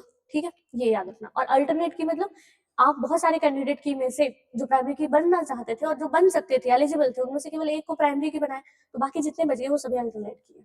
ठीक, अब फॉरेन की का, फॉरेन की थोड़ा सा अलग हो जाता है। फॉरेन की एक नॉन की एट्रीब्यूट जिसका मान किसी एक टेबल की प्राइमरी की से प्राप्त होता है। ठीक है, ये नॉन की एट्रीब्यूट है, मतलब कि कुछ टेबल ऐसे भी होते हैं जिसको आप यूनिकली आइडेंटिफाई करने के लिए सफिशिएंट रो नहीं होते हैं कई बार। ठीक है, तो ऐसा हो सकता है कि किसी टेबल को यूनिकली आइडेंटिफाई करने के लिए सफिशिएंट एट्रीब्यूट नहीं होंगे। आप पूरे एट्रीब्यूट के कॉम्बिनेशन को भी बना लेंगे, तब भी हो सकता है कि उसमें प्राइमरी की ना बने, आपका टेबल जो है, आपका जो टपल है यूनिकली आइडेंटिफाई ना हो। तब आप क्या करते हैं, दूसरे टेबल से कोई एक प्राइमरी की उठा लेते हैं। ठीक है, और इस टेबल में उसको रख देते हैं, तो उसको बोलते हैं फॉरेन की। और ये भी होता है, ये पहला कारण है। दूसरा क्या, जब आपको दो अलग अलग टेबल को इसमें रिलेशन बनाना हो, तब भी आप क्या करते हैं, फॉरेन की का यूज करते हैं। ठीक, तो ये बोला, इसका उपयोग दो टेबल्स के बीच रिलेशनशिप को दर्शाने के लिए भी किया जाता है, ऐसा भी हो सकता है। तो मास्टर वर्सेस डिटेल टेबल ये क्या होते हैं, तो वह टेबल जो प्राइमरी की को परिभाषित करती है उसको मास्टर टेबल, मतलब जिस टेबल से आप प्राइमरी की उठा के लाए थे ना अपने इस टेबल के लिए, उस टेबल को बोलोगे मास्टर टेबल। और वह टेबल जिसमें आपने फॉरेन की होती है, जिस टेबल में आप रखे हो उसको, ठीक है, प्राइमरी की को रेफरेंस देके जिस टेबल में सेकंड टेबल में रखे हो, उस टेबल को आप बोलोगे डिटेल टेबल। ठीक है, ये तो कैंडिडेट की वही होता है, सप्लाई नंबर और सप्लाई नेम मान लो दो है, और ये मेरा सप्लाई सप्लाई नाम का कोई टेबल था, दो एलिजिबल थे प्राइमरी की बनने के लिए। अगर मैं सप्लाई नंबर को प्राइमरी की बना दी तो सप्लाई नेम मेरा अल्टरनेट बन जाएगा। ठीक है, used in shipment table to link with supplier, तो हम क्या करेंगे, शिपमेंट टेबल और सप्लायर टेबल को आपस में लिंक करने के लिए फॉरेन की का यूज कर सकते हैं। तो शिपमेंट का जो प्राइमरी की रहेगा उसको हम लोग कहाँ रख देंगे, सप्लायर में रख देंगे, तो आपस में टेबल रिलेटेड हो जाएंगे। ठीक है, जैसे यहाँ पर ये देखो, सप्लाई नंबर दिया है, सप्लाई नेम दिया है, स्टेटस दिया है और सिटी दिया है। ठीक है, तो यहाँ पर कौन कौन से हैं जो यूनिकली आइडेंटिफाई कर सकते हैं, तो एक तो सप्लाई नंबर, क्योंकि पूरे अलग है तो ये जो है प्राइमरी की बन सकता है, और सप्लाई नेम जो है ये भी पूरे अलग है तो ये भी जो है प्राइमरी की बन सकता है। इसमें डुप्लीकेट्स वैल्यू है तो ये नहीं बन सकता, ये भी नहीं बन सकता। ठीक है, लेकिन अगर आप यहाँ पर से, ये दोस्तों मैंने कराया है ना तो इसको और नहीं कराऊंगी मैं। ठीक है, इसको बता देती हूँ मैं। ठीक, ऊपर वाला जो टेबल था ना, ये टेबल जो था, ये टेबल कौन सा है, सप्लायर टेबल है। और ये जो टेबल है ना, ये कौन सा टेबल है, ये शिपमेंट टेबल है। अब दोनों को रिलेट करना है आपको, तो कोई तो एक एट्रीब्यूट जो है वो क्या होना चाहिए, दोनों में कॉमन होना चाहिए, है ना, तभी तो आप एक दूसरे से जोड़ पाएंगे उसको, है ना, कॉमन होना जरूरी है। लेकिन ऐसा कॉमन ना हो कि उसकी वैल्यूज डबल डबल हो गई, है ना, तो उस एट्रीब्यूट की सभी वैल्यूज जो है वो कैसी होनी चाहिए, यूनिक होनी चाहिए। इसलिए हम लोग ना प्राइमरी की को ही यहाँ पर लाते हैं, मतलब एक टेबल का प्राइमरी की दूसरे टेबल के लिए रेफरेंस के जैसे काम करे। तो ऊपर में जो था सप्लाई, क्या बोले, सप्लाई शिपमेंट टेबल का सप्लाई नंबर कॉलम एक फॉरेन की है, क्योंकि यह सप्लायर टेबल की प्राइमरी की से अपनी वैल्यूज लेता है। ठीक है, तो यहाँ पर जो सप्लाई नंबर था ये प्राइमरी की था, और इस प्राइमरी की को आपने इस टेबल में रख दिया एज अ फॉरेन की। ठीक है, तो ये अब जैसे कि अगर आपको कोई वैल्यू एक्सेस करना है तो आप आराम से कर सकते हो। जैसे मुझे एक्सेस करना था कि ऐसा सप्लायर नेम जिसका सिटी जो है वो हो दिल्ली, और उसको कितना क्वांटिटी सप्लाई करना है, कितना क्वांटिटी सप्लाई करना है, ये चीज मुझे देखनी है। तो क्या करूंगी, तो मुझे जो सप्लाई नेम है वो यहाँ से मिल जाएगा। ठीक है, और उसका सप्लाई नंबर, जैसे कि वही मैं चेक करूँ ना, सप्लाई नंबर S1 यहाँ से मिल जाएगा। ठीक है, सप्लाई नेम यहाँ से मिल जाएगा, सिटी यहाँ से मिल जाएगा, और इसी का जैसे S1 का ब्रिटानिया इसका नेम है, और सिटी है दिल्ली, और कितना इसको सप्लाई करना है ब्रिटानिया, कितना क्वांटिटी में सप्लाई करना है वो मुझे कहाँ से पता चलेगा, इतना यहाँ से, कि मैं 10 जो है वो ब्रिटानिया मुझे सप्लाई करने हैं किस सिटी में, दिल्ली में, और सप्लाई नंबर जिसका क्या है S1। तो इस तरह से दो टेबल को रिलेट करने के लिए जो है फॉरेन की का यूज होता है। अगर मेरी बातें समझ में नहीं आई होंगी एक बार और रिपीट करना, मुझे ऐसा लगता है कि चीजें समझ में आ जाएंगी। मैंने काफी टाइम लिया है इस की को समझाने के लिए, जिसका रीजन आपको भी पता है कि बहुत इंपॉर्टेंट है, मुझे बताने की जरूरत नहीं है ना। चलो आगे बढ़ते हैं। तो सप्लाई टेबल में सप्लाई नेम को क्या कहा जाएगा, सप्लाई नेम जो है वही क्या था हमारा, अल्टरनेट की था। क्यों, क्योंकि वहां पर जो सप्लाई नंबर था वही क्या था, प्राइमरी की था, है ना? तो फॉरेन की का मुख्य कार्य क्या होता है, यूनिक वैल्यूज को स्टोर करना नहीं, दो टेबल्स के बीच रिलेशन बनाना, दो टेबल को आपस में जोड़ना चाहते हैं ताकि दोनों टेबल से हम वैल्यूज ले सके। ठीक, एक टेबल बना लोगे फिर बेमिसाल बड़ा सा टेबल आप नहीं बना सकते ना, मेंटेन करना मुश्किल हो जाएगा। तो हम लोग अलग अलग टेबल बना लेते हैं और उनको आपस में मर्ज करने के लिए, उनको रिलेटेबल बनाने के लिए फॉरेन की का यूज कर सकते हैं। ठीक है, अब यहाँ पर वही पूछा है कि कैंडिडेट की और प्राइमरी की में क्या डिफरेंस होता है। ठीक है, तो किसी भी रिलेशन में टपल को यूनिकली आइडेंटिफाई करने के लिए हम की का यूज करेंगे। कैंडिडेट की क्या करेगा, वो सभी एट्रीब्यूट के कॉम्बिनेशन या एट्रीब्यूट जो प्राइमरी की बन सकते हैं वो कैंडिडेट की, लेकिन डेटाबेस एनालिटिस्ट जो होगा वो उन सभी कैंडिडेट की में से केवल एक को चुनेगा प्राइमरी की, जो हमारे रोज को यूनिकली आइडेंटिफाई करेगा, तो बाकी जितने बच गए वही सभी क्या हो जाते हैं, कैंडिडेट की हो जाते हैं। लेकिन मेन डिफरेंस ये है कि कैंडिडेट्स की बहुत सारी होती है लेकिन प्राइमरी की हमेशा एक होता है, सिंगल होता है। ठीक, एक ही चूज करोगे, बाकी जो जितने बचे वो सब अल्टरनेट है। फॉरेन की के बारे में बताइए और पर्पस क्या है, क्यों हम फॉरेन की यूज करते हैं। तो ये एक नॉन की एट्रीब्यूट होता है, नॉन की एट्रीब्यूट ना, की एट्रीब्यूट नहीं है। की जो होता है वो क्या करता है, यूनिकली आइडेंटिफाई करता है, पर ये नॉन की एट्रीब्यूट है, जो मतलब आपके टेबल को यूनिकली आइडेंटिफाई नहीं कर पाएगा, जिसका मान किसी अन्य टेबल की प्राइमरी की से प्राप्त करता है, उसी को हम बोलते हैं क्या, फॉरेन की। ठीक है, तो मेन पर्पस क्या होता है इसका, मेन वही होता है पर्पस कि आप दो अलग अलग टेबल्स के में आपस में रिलेशन स्टैब्लिश कर पाए। ठीक है, उसके लिए जरूरी। ठीक है, अब ये फिर से वही पूछा है जो मैंने आपको डिटेल में बता दिया है दोस्तों, तो अब मैं और इसको नहीं बढ़ाऊंगी आगे। ये बहुत इंपॉर्टेंट एक हो जाता है, रिफरेंशियल इंटीग्रिटी। इंटीग्रिटी क्या होता है और इसके रूल्स क्या होते हैं ये मैं पहले आपको बताती हूँ। ये ठीक है, डेटा इंटीग्रिटी, इंटीग्रिटी मतलब बोले कि इंटीग्रिटी में दो चीजें हम बात करते हैं कि हमारा जब डेटा जो है वो एक्यूरेट रहे हमारा डेटा और रिलायबल रहे हमारा डेटा, तब वो क्या बन जाता है, इंटीग्रेट हो जाता है हमारा डेटा, इंटीग्रिटी उसमें बन जाती है। ठीक है, तो वही कैसे हम इंश्योर करेंगे हमारे डेटा की इंटीग्रिटी, कैसे हम कुछ किन रूल्स को फॉलो करेंगे जिससे हमारा डेटा जो है वो एक्यूरेट रहे, है ना, हर जगह उसका रिजल्ट सेम हो, रिलायबल हो हमारे लिए। तो वही पूछ रहे, डेटा इंटीग्रिटी करते हैं डेटा की एक्यूरेसी और रिलायबिलिटी। डेटाबेस में हम कुछ रूल्स या कंस्टेंट अप्लाई कर देते हैं जिससे यह सुनिश्चित हो सके कि डेटाबेस में केवल सही और वैलिड डेटा ही एंटर हो सके, कोई भी कुछ भी डेटा एंटर ना कर सके, वैलिड डेटा एंटर कर सके और सही डेटा एंटर कर सके, इसके लिए हम कुछ रूल्स और कंस्टेंट लगा देते हैं। ठीक है, यह डेटा की ओवरऑल क्वालिटी को बनाए रखने में मदद करता है ताकि डिसीजन मेकिंग के लिए एक एक्यूरेट रिपोर्ट जो है वो जनरेट हो सके। ठीक है, क्योंकि अगर आपको डिसीजन लेना है तो उसके लिए सही डेटा का होना जरूरी है। ठीक, तो इंटीग्रिटी क्या होती है ये मैंने बता दिया, इसी को बोलते हैं डेटा इंटीग्रिटी। अब टाइप्स कितने होते हैं, तो मेनली तीन होते हैं, एक तो होता है एंटिटी और दूसरा होता है रेफरेंशियल और तीसरा होता है डोमेन। ठीक है, ये तीन होते हैं। तो सबसे पहले पढ़ते हैं एंटिटी इंटीग्रिटी क्या होती है। तो यह नियम प्राइमरी की से संबंधित होता है। ठीक है, प्राइमरी की के नियम आपको पता है कि किसी भी टेबल में प्राइमरी की वैल्यू नल नहीं हो सकती और ना ही डुप्लीकेट हो सकती है। अगर आपने किसी को प्राइमरी की चुना है तो उसमें सभी सेल्स में कुछ ना कुछ डेटा हो, उसमें नल ना हो और किसी भी दो सेल की वैल्यू सेम ना हो उस एट्रीब्यूट में। ठीक है, तभी वो प्राइमरी की बन पाएगा। और यह सुनिश्चित करते हैं कि टेबल के प्रत्येक रो को आप यूनिकली आइडेंटिफाई कर सके, इसको बोलते हैं एंटिटी इंटीग्रिटी, जिसके रूल्स यही थे कि ये दोनों ना।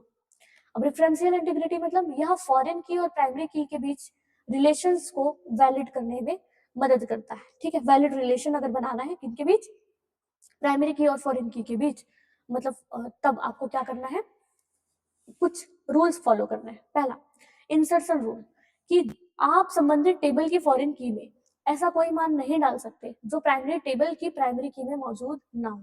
जैसे कि आप प्राइमरी की में जो टेबल था उसमें सप्लाई नेम जो था, है ना, उसमें S1 S2 बस रखे थे, लेकिन आप फॉरेन की में जब वहीं पर सप्लाई नेम रहा होगा, सप्लाई नेम फिर से यहाँ आ जाएगा, क्योंकि जो प्राइमरी की होता है वो फॉरेन टेबल में रहता ही। तो यहाँ S1 S2 तो डाल दिए और S3 कुछ और नया डाल दिए, ये नहीं कर सकते। जो चीजें आप यहाँ पर रखे हो केवल वही चीजें आप यहाँ पर रख सकते हो प्राइमरी की में।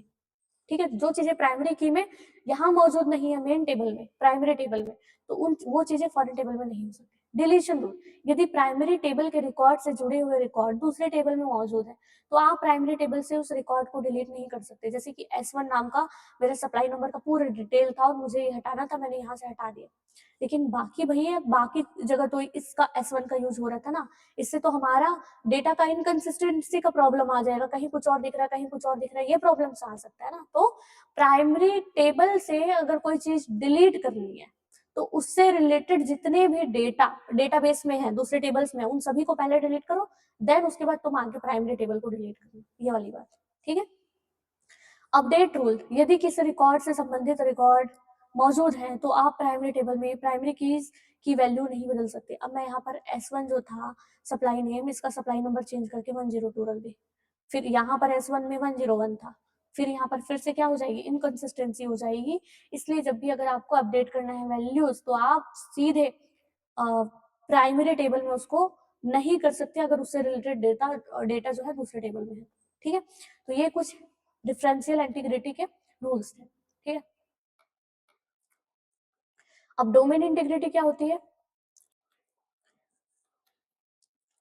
यह सुनिश्चित करता है कि किसी कॉलम में वही वैल्यू डाली जाए जो उसके डोमेन का हिस्सा हो। ठीक है, अब किसी कॉलम में दिया था रोल नंबर, आप यहाँ कुछ का कुछ डाल दे रहे हैं, आप फोन नंबर डाल दे रहे हैं, तो इस तरह से नहीं करिए, आप वैलिड डेटा ही डालिए उसके डोमेन में। ठीक है, कंस्टेंट, इसमें हम डेटा टाइप पहले चेक करेंगे, चेक कंस्टेंट्स को चेक करेंगे और डेटा की रेंज को पहले से निर्धारित कर देंगे। इस तरह से कुछ कंस्टेंट लगा देंगे ताकि जो एक्सपेक्टेड डेटा हम एक्सपेक्ट कर रहे हैं यूजर से, वही डेटा यूजर एंटर करे। ठीक है, दूसरा डेटा एंटर ना कर दे।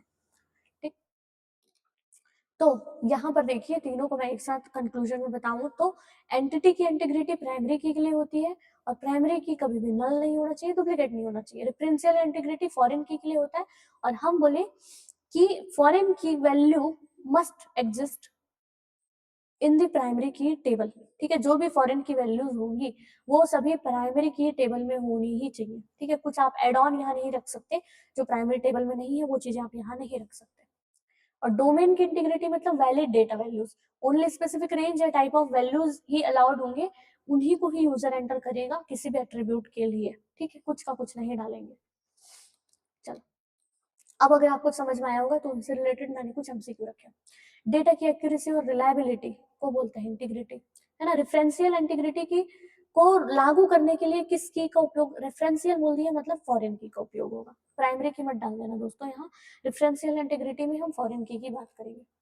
क्या फॉरेन की फील्ड में नल वैल्यूज डाली जा सकती है? हाँ, प्राइमरी की थोड़ी बोला है भाई, फॉरेन की बोला है, मैंने तो बोला प्राइमरी की में नल वैल्यू नहीं डालनी, ये नहीं बोला कि फॉरेन की में नहीं डालना, ठीक है। तो ये था आपका की का कॉन्सेप्ट। आगे बढ़ते हैं। तो दोस्तों जरूर से सब्सक्राइब करिएगा मेरे चैनल को, और अपने वीडियोस अपने दोस्तों के साथ मेरे वीडियोस जरूर से शेयर करिए ताकि वो भी इस वीडियो का बेनिफिट ले पाए, ठीक है। अब इसके बाद हम लोग एसक्यूएल पढ़ना शुरू कर देंगे, ठीक है। तो एसक्यूएल का पहले ना इंट्रोडक्शन पढ़ लेते हैं कि एसक्यूएल होता क्या है, ठीक है। तो एसक्यूएल का पूरा नाम कई बार ना फुल फॉर्म पूछ देता है इसका, तो याद रखिएगा, स्ट्रक्चर्ड क्वेरी लैंग्वेज इसका फुल फॉर्म होता है। तो ये एक ऐसी लैंग्वेज है जो रिलेशनल डेटाबेस को क्रिएट करने और उन पर ऑपरेट करने में सक्षम बनाती है, ठीक है। तो आप क्या करेंगे, रिलेशनल डेटाबेस में आपको करना है ऑपरेशन, तो उन ऑपरेशंस को करने के लिए जिस लैंग्वेज का यूज करेंगे आप, है ना, कमांड देने के लिए आप क्या करते हैं, प्रोग्रामिंग लैंग्वेज का यूज करते हैं, वैसे डेटाबेस में ऑपरेशंस को परफॉर्म करने के लिए जब आप कमांड देंगे तो कौन सा लैंग्वेज यूज करेंगे, स्ट्रक्चर्ड क्वेरी लैंग्वेज का यूज करेंगे, ठीक है। तो इसे एक स्टैंडर्ड लैंग्वेज माना जाता है क्योंकि इसका उपयोग PC, work station, main frame जैसे विभिन्न प्लेटफॉर्म पर डेटा को, इन सभी में, जैसे पीसी में आपको डेटा क्रिएट करना है, वर्क स्टेशन में या मेन फ्रेम में क्या करना है, आपको डेटा को क्रिएट करना है, रिट्रीव करना है, अल्टर करना है, ट्रांसफर करना है, इन सभी के लिए आप क्या कर सकते हैं, स्ट्रक्चर्ड क्वेरी लैंग्वेज का यूज कर सकते हैं, ठीक है।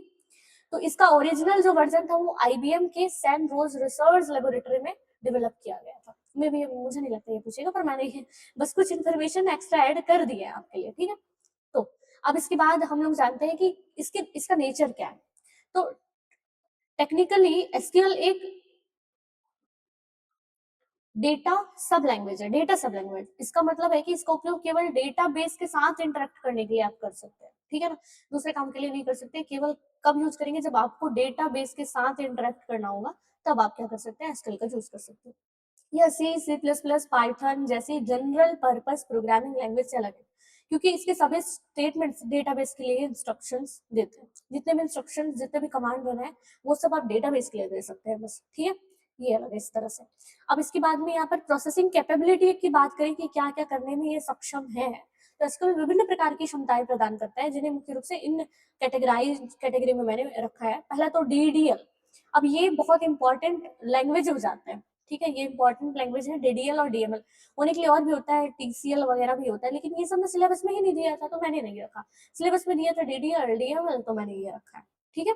अगर आपको टीसीएल वगैरह भी पढ़ना होगा तो मुझे बता दीजिएगा, तो मैं टीसीएल वगैरह के लिए और एक आध जो बच गए होंगे उनके लिए और बना दूंगी वीडियोस अगर हमारे पास टाइम रहा तो डीडीएल क्या होता है, देखो, डेटा डेफिनेशन लैंग्वेज। डेफिनेशन मतलब जब आप उसको डिफाइन करें, जब आप उसकी स्ट्रक्चर बनाएं, जब उसका स्कीमा आप बनाएं, तो उसके लिए जिन कमांड्स का यूज करेंगे ना, उनको हम डीडीएल कमांड्स के अंदर रखते हैं लैंग्वेज। किस लैंग्वेज में, एसक्यूएल। तो इसका उपयोग रिलेशन स्कीमा को परिभाषित करने के लिए, डिलीट करने के लिए या मॉडिफाई करने के लिए किया जाता है। मतलब जब आपको स्ट्रक्चर बनाना हो, स्ट्रक्चर बनाना हो, क्रिएट करना हो, डिफाइन करना हो, डिलीट करना हो या अल्टर करना हो, तब आप यूज करेंगे किसका, डीडीएल कमांड्स का। स्ट्रक्चर मतलब आप समझ रहे हैं, नहीं मुझे नहीं पता, मैं एक ना आपको यहाँ से एक डायग्राम बना के दिखाती हूँ कि कैसे स्ट्रक्चर की बात कर रहा है। जैसे मुझे एक स्टूडेंट नाम का टेबल चाहिए, स्टूडेंट नाम का टेबल, और मैं चाहती हूँ कि इस टेबल के अंदर 3 एट्रीब्यूट्स रहे जो कि सेम रहेंगे, नेम और रोल नंबर और कोर्स। मैं चाहती हूँ केवल 3 एट्रीब्यूट्स रहे ना, तो इस तरह से एक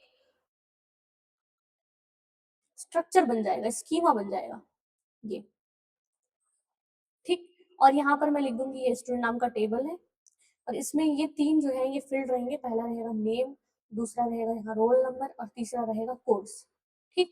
और इन सभी का डेटा टाइप बता दूंगी कि नेम किस टाइप का डेटा है, रोल नंबर किस टाइप का है, कोर्स किस टाइप का, और इनमें से कौन सा प्राइमरी की है। बस इन चीजों को बताने के लिए यहाँ पर मैं अभी डेटा इंसर्ट नहीं करी, केवल इन चीजों को, इनके स्ट्रक्चर इसी को बोलते हैं, इसके स्ट्रक्चर को डिफाइन करने के लिए आपको जो लैंग्वेज की जरूरत पड़ती है वो होता है डीडीएल। तो डीडीएल में जितने भी कमांड होते हैं ना, वो डेटाबेस या टेबल के स्ट्रक्चर को बनाने के लिए या मॉडिफाई करने के लिए होते हैं। जैसे कि कोर्स के अलावा अगर आपको और कुछ बाद में चाहिए था, आपको याद है कि भाई बच्चों का एनरोलमेंट नंबर भी रखना था, एनरोलमेंट नंबर, तो अगर ये चीजें ऐड करनी है तो आपको क्या करना पड़ेगा, मॉडिफाई करना पड़ेगा। तो इन सभी के लिए स्ट्रक्चर्ड को मॉडिफाई करना है, स्ट्रक्चर को बनाना है, तब डीडीएल। ठीक।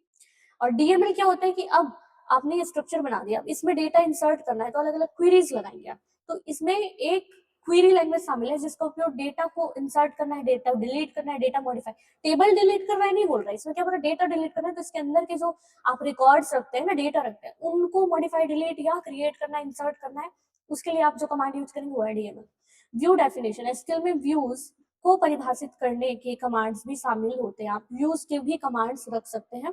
ठीक है। वर्चुअल टेबल दिखाएगा आपको, जो बेस टेबल नहीं, वर्चुअल टेबल है ना, कि टेबल्स, अलग अलग टेबल से कुछ चीजें, इंपॉर्टेंट चीजें जो आपको चाहिए थी, केवल उनको दिखाएगा वो वर्चुअली।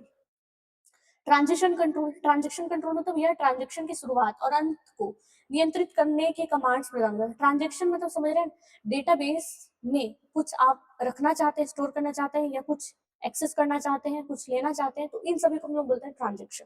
डेटाबेस में करने वाले ऑपरेशंस, ठीक है, उसको हम लोग यहाँ पर ट्रांजेक्शन बोलते हैं मेनली। ठीक। तो इनके लिए होते हैं, ये कैटेगराइज्ड है एसक्यूएल की क्षमताएं, जिसमें हम लोग बेसिकली ये दोनों पढ़ेंगे, डीडीएल और डीएमएल। ठीक। तो क्लासिफिकेशन ऑफ एसक्यूएल कमांड की अगर बात करें तो मेनली 3 कमांड होते हैं, डीडीएल, डीएमएल और टीसीएल।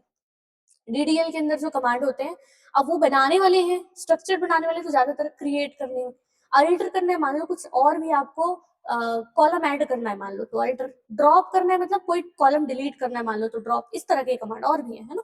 और डीएमएल कमांड क्या करते हैं, ये क्वेरीज लगाने के लिए होते हैं, जब भी आपको डेटाबेस में ऑपरेशन परफॉर्म करने हैं तो उनके लिए कुछ क्वेरीज आप लगाते हैं, उनके लिए जो कमांड यूज होते हैं, सिलेक्ट करेंगे कि इस टेबल के इस रो में, इस एट्रीब्यूट में मुझे ये डेटा इंसर्ट करना है, ये डेटा अपडेट करना है, ये डेटा डिलीट करना है, ये। ठीक। और टीसीएल कमांड ये कमिट, रोल बैक या सेव पॉइंट, इन सब कंट्रोल के लिए होता है, डेटाबेस को कंट्रोल करता है, ये ट्रांजेक्शन को कंट्रोल करते हैं ये तीनों। ठीक है। ये हमारे सिलेबस में दिया नहीं है ऑल्दो, है ना, मैंने आपको सिलेबस दिखाया था, आप एक बार चेक भी कर सकते हैं।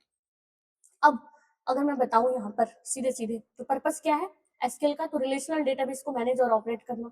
डेवलपर कौन है, आईबीएम के सैन रोज रिसर्च लेबोरेटरी में यूज हुआ था, ये सबसे पहली बार बना था। लैंग्वेज जो है ये सब लैंग्वेज, ठीक है, डेटा सब लैंग्वेज टाइप है। स्टैंडर्ड एक स्टैंडर्ड लैंग्वेज है, ये सभी काम नहीं करेगा, केवल ये क्या करेगा, डेटाबेस में जो भी ऑपरेशन परफॉर्म करना है तो उसके लिए यूजफुल रहेगा।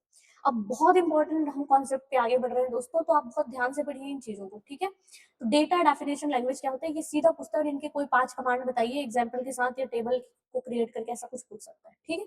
तो डीडीएल का उपयोग डेटाबेस स्कीमा को डिफाइन करने के लिए किया जाएगा। जब भी आपको स्कीमा बनाना हो, या फिर आप यहाँ पर लिख सकते हैं स्ट्रक्चर डिफाइन करना हो, तब जिस आप लैंग्वेज का यूज करेंगे, कमांड का यूज करेंगे, वो है DDL language, data definition language. याद भी रहना चाहिए आपको, फुल फॉर्म नहीं पूछेगा वैसे।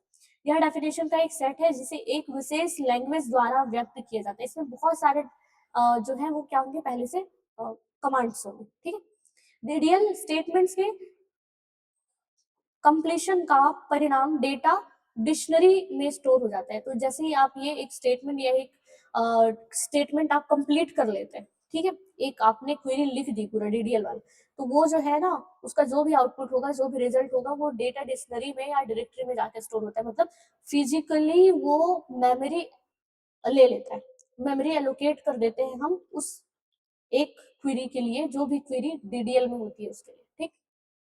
यह डिक्शनरी वह फाइल है जिसमें मेटा डेटा यानी डेटा अबाउट डेटा होता है। ठीक है। तो डेटा डिक्शनरी मतलब वह फाइल जिसमें मेटा डेटा हो, डेटा के बारे में जानकारी हो, है ना, डेटा के बारे में जानकारी हो, वो वाली डेटा हो, उसको बोलते हैं डेटा डिक्शनरी। तो ये जो है एक बन जाएगा डेटा डिक्शनरी। ठीक है। अब डीडीएल के फंक्शन क्या क्या है, क्या काम करता है, तो पहला है स्ट्रक्चर्ड आइडेंटिफिकेशन करता है। यह डेटा आइटम, रिकॉर्ड या डेटाबेस फाइल जैसे डिवीजन की पहचान कराता है कि क्या डेटा आइटम है, आइटम मतलब समझ रहे हैं ना, एट्रीब्यूट, क्या रिकॉर्ड है, क्या डेटाबेस की फाइल है, इन सभी को डिवीजन, इन सबको आइडेंटिफाई करता है। दूसरा यूनिक नेमिंग, यह प्रत्येक रिकॉर्ड टाइप और फाइल टाइप को एक यूनिक नाम देगा।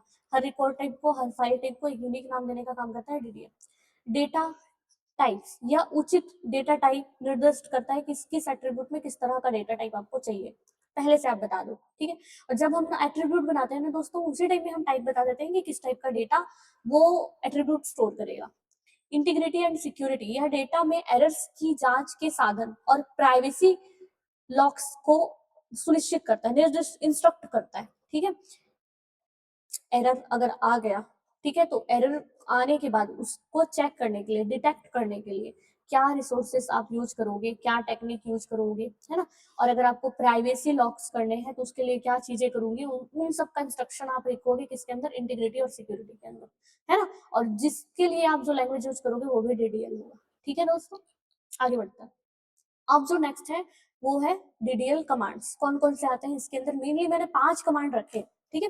और एग्जाम में भी आपको अगर पूछा कि व्हाट इज डीडीएल कमांड, और फिर ये आपको कम से कम 5 जो है कमांड लिखने को बोलेगा।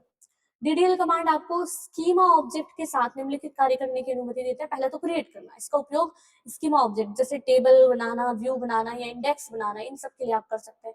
अल्टर कमांड है, मतलब पहले से कुछ चीजें बन गई हैं और उसको आप क्या करना चाहते हैं, चेंज करना चाहते हैं। जब आपको मॉडिफिकेशन करना हो, कोई चीज बदलना हो, किसको, स्ट्रक्चर को, उसके डेफिनेशन को, तब आप अल्टर कमांड का यूज करोगे, ठीक है।